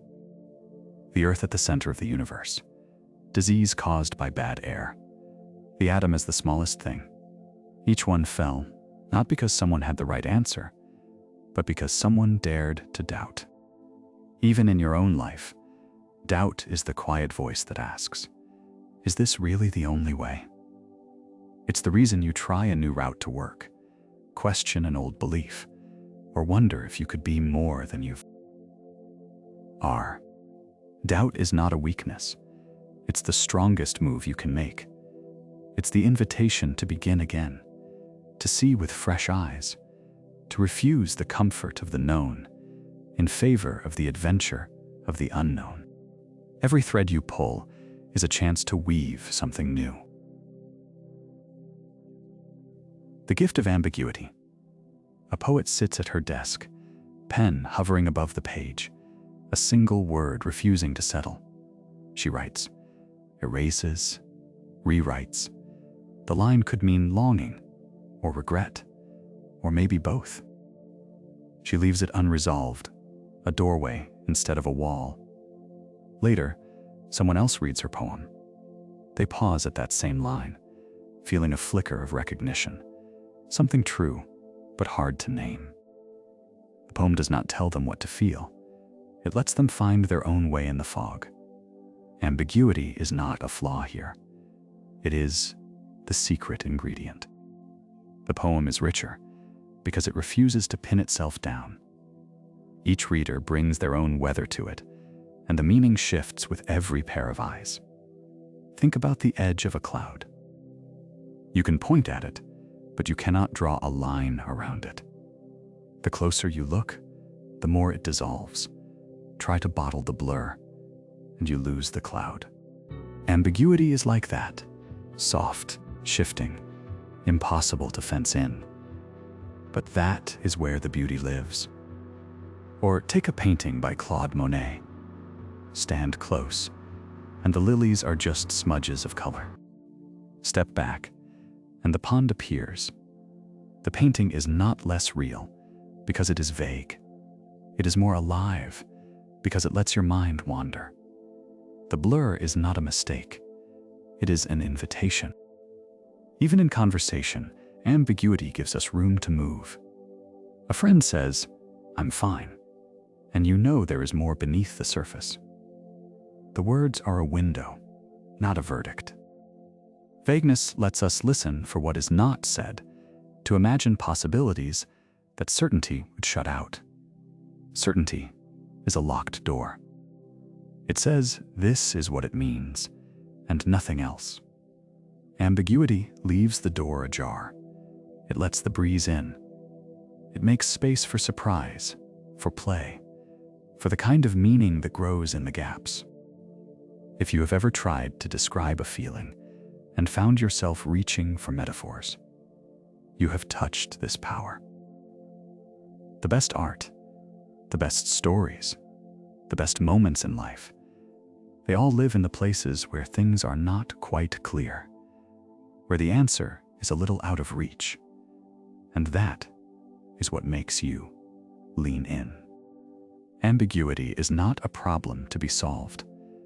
It is the space where meaning breathes. The next time you find yourself lost in the blur, remember sometimes the most beautiful things are the ones you cannot quite define. The strength of fragility. Try this. Hold a dry twig in your hands and bend it. It snaps. Now take a green branch. It bends, flexes, and springs back. What bends does not break. We are taught to fear fragility, to hide our cracks and patch our flaws. But sometimes, the thing that survives is the thing that yields. Think of a favorite sweater, snagged on a nail. The yarn pulls loose, a hole opens. But if you take the time to reknit it, the sweater returns, maybe even stronger where it was once weak. Some systems survive not by being hard, but by being soft. Bamboo in a storm, swaying while the oak splits. Skin that heals with a scar, never quite the same, but tougher for it. Even our minds, shaped by mistakes and repairs, grow more resilient with every stumble. Imperfection is not a flaw to be erased. It is the secret of resilience. The world is full of things that last because they are willing to change shape, to let go, to be remade. Fragility is not weakness. It is the hidden strength that lets us begin again. The wisdom of not knowing. An old woman sits at the edge of a crowded table, her eyes bright, her hands folded. Someone asks her a question, something big, something that would stump anyone. She smiles, shakes her head, and says, "I do not know." The room goes quiet. People expect wisdom to sound like an answer. But she offers only a gentle silence, as if the not knowing itself is a kind of gift. You can feel the tension in the air. The urge to fill the gap, to say something, anything, just to patch the silence. But she does not rush. She lets the question hang, like a bell that keeps ringing long after it is struck. We spend our lives chasing certainty. We want to close the gap between question and answer, to patch every leak in the roof of our understanding. But the leaks never stop. There are questions that have no answers, mysteries that will never be solved, puzzles that only deepen the more you stare at them.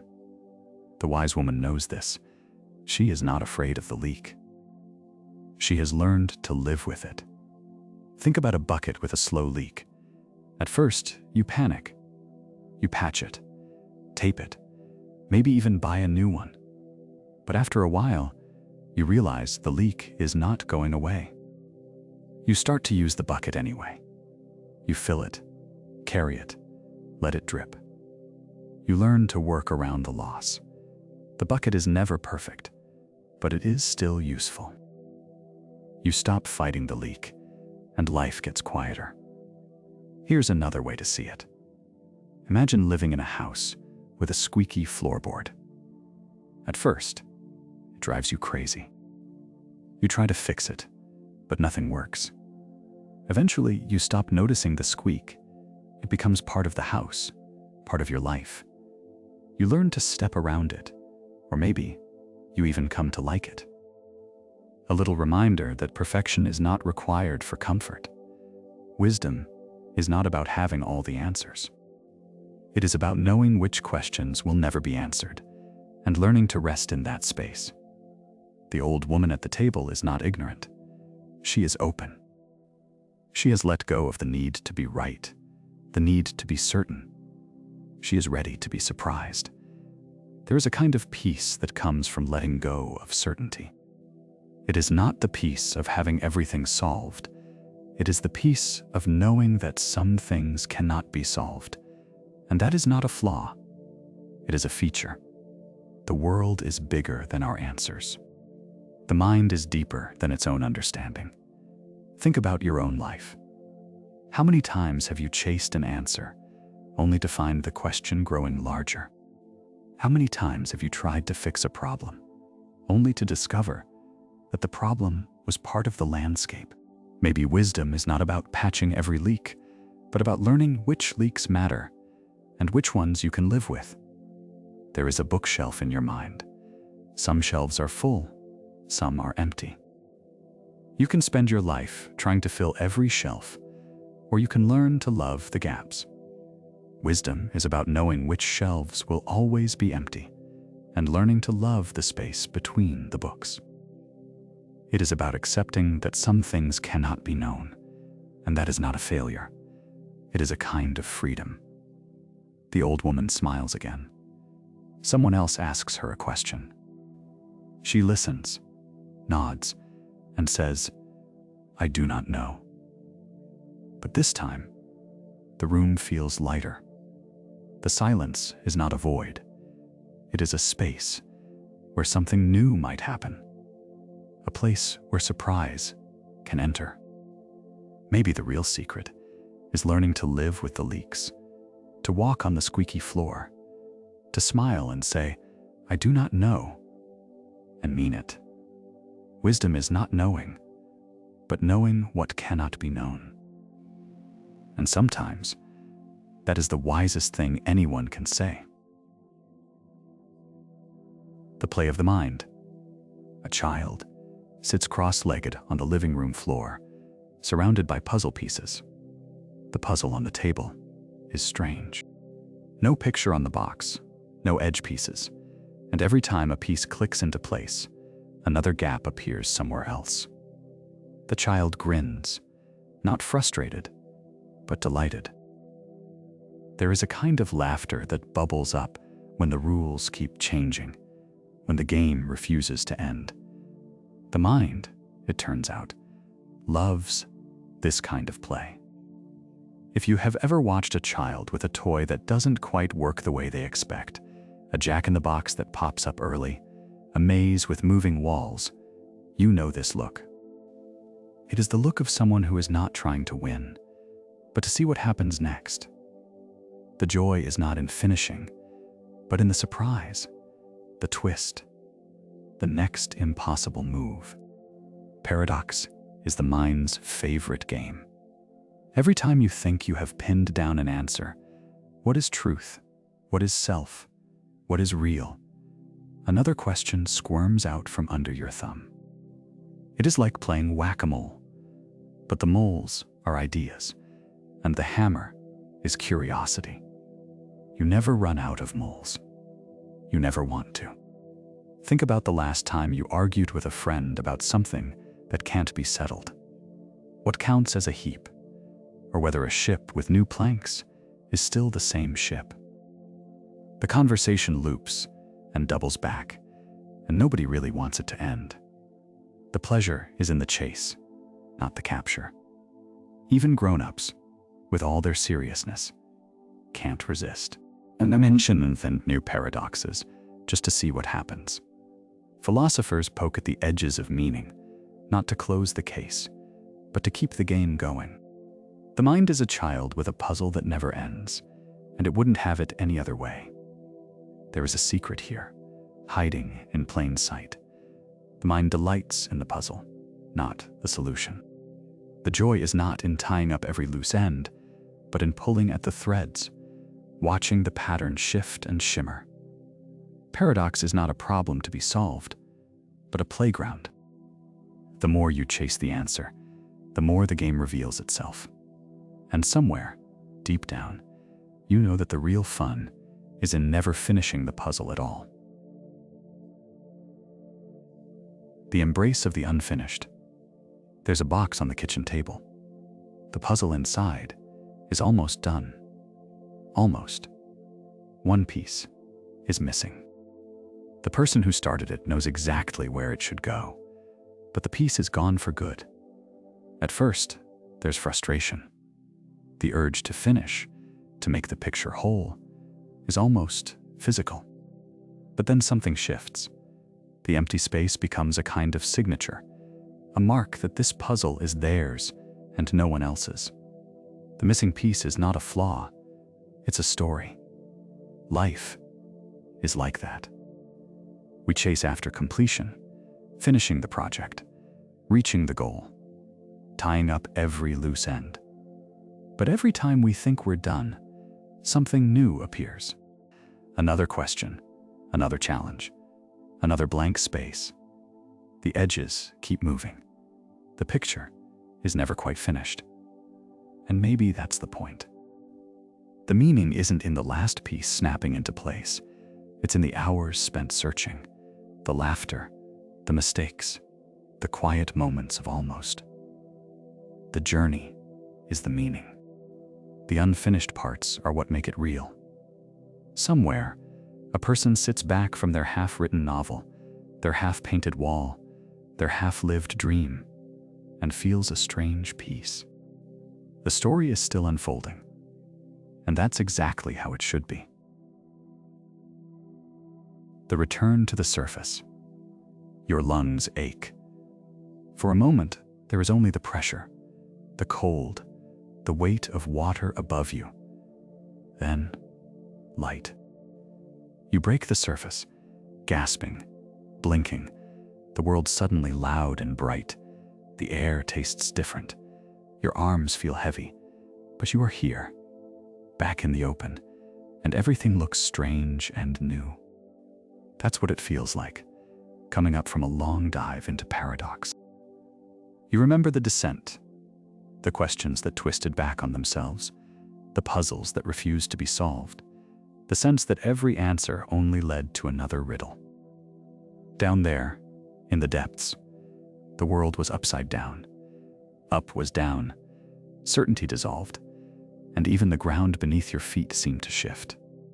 But now, as you float on the surface, you realize something has changed. The world above is the same as when you left it.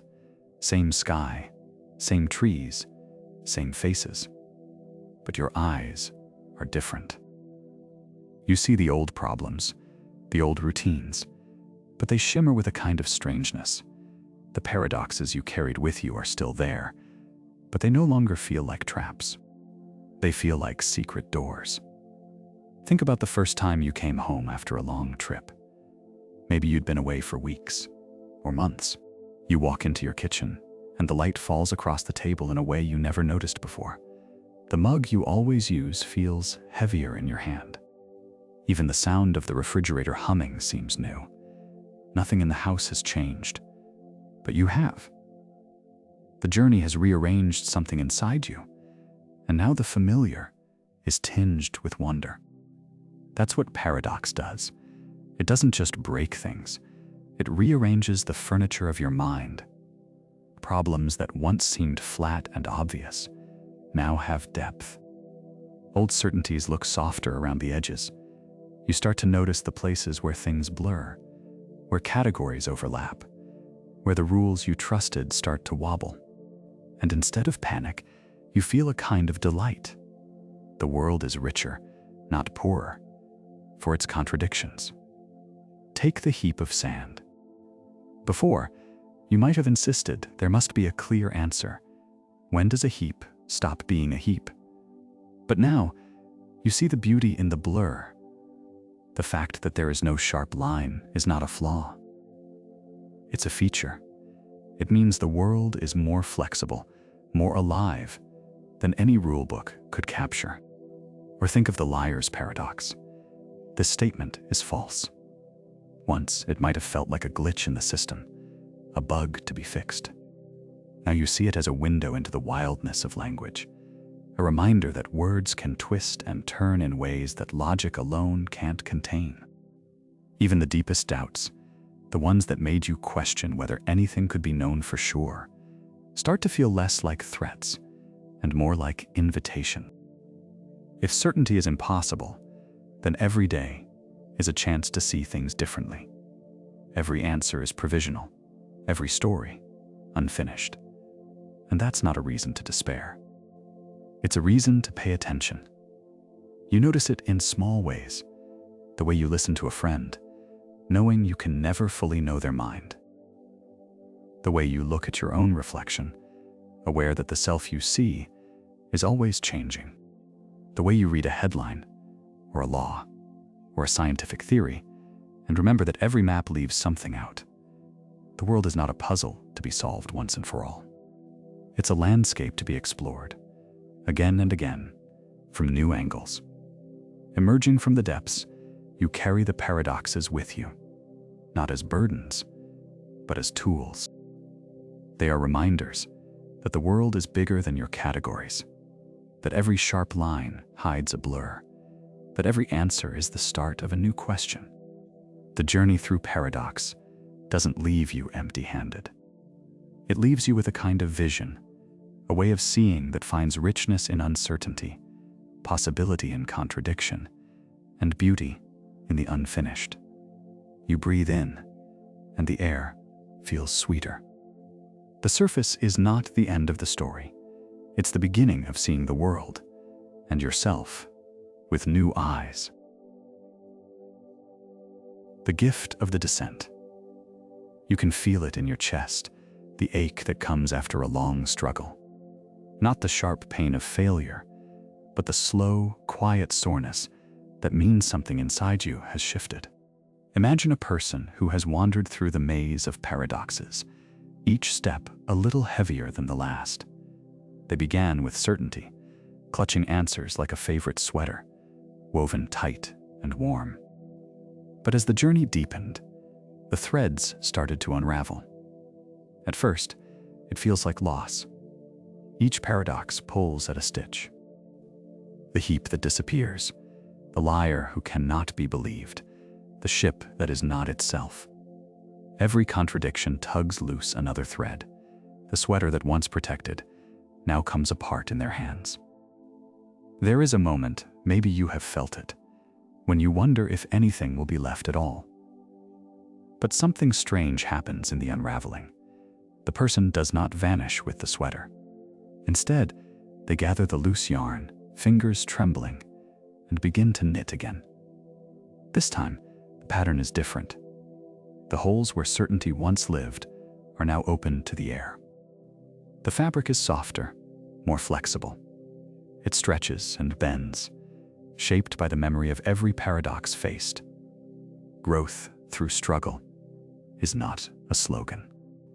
It is the quiet, stubborn work of remaking yourself from what was torn apart.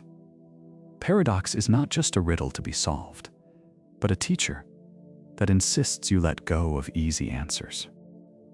Each descent, each moment of confusion or doubt, forces you to find new ways to hold yourself together. The person who emerges is not the same as the one who began. They are changed, not in spite of the descent, but because of it. Think of the way a favorite sweater, once unraveled and reknit, carries the story of its undoing in every stitch.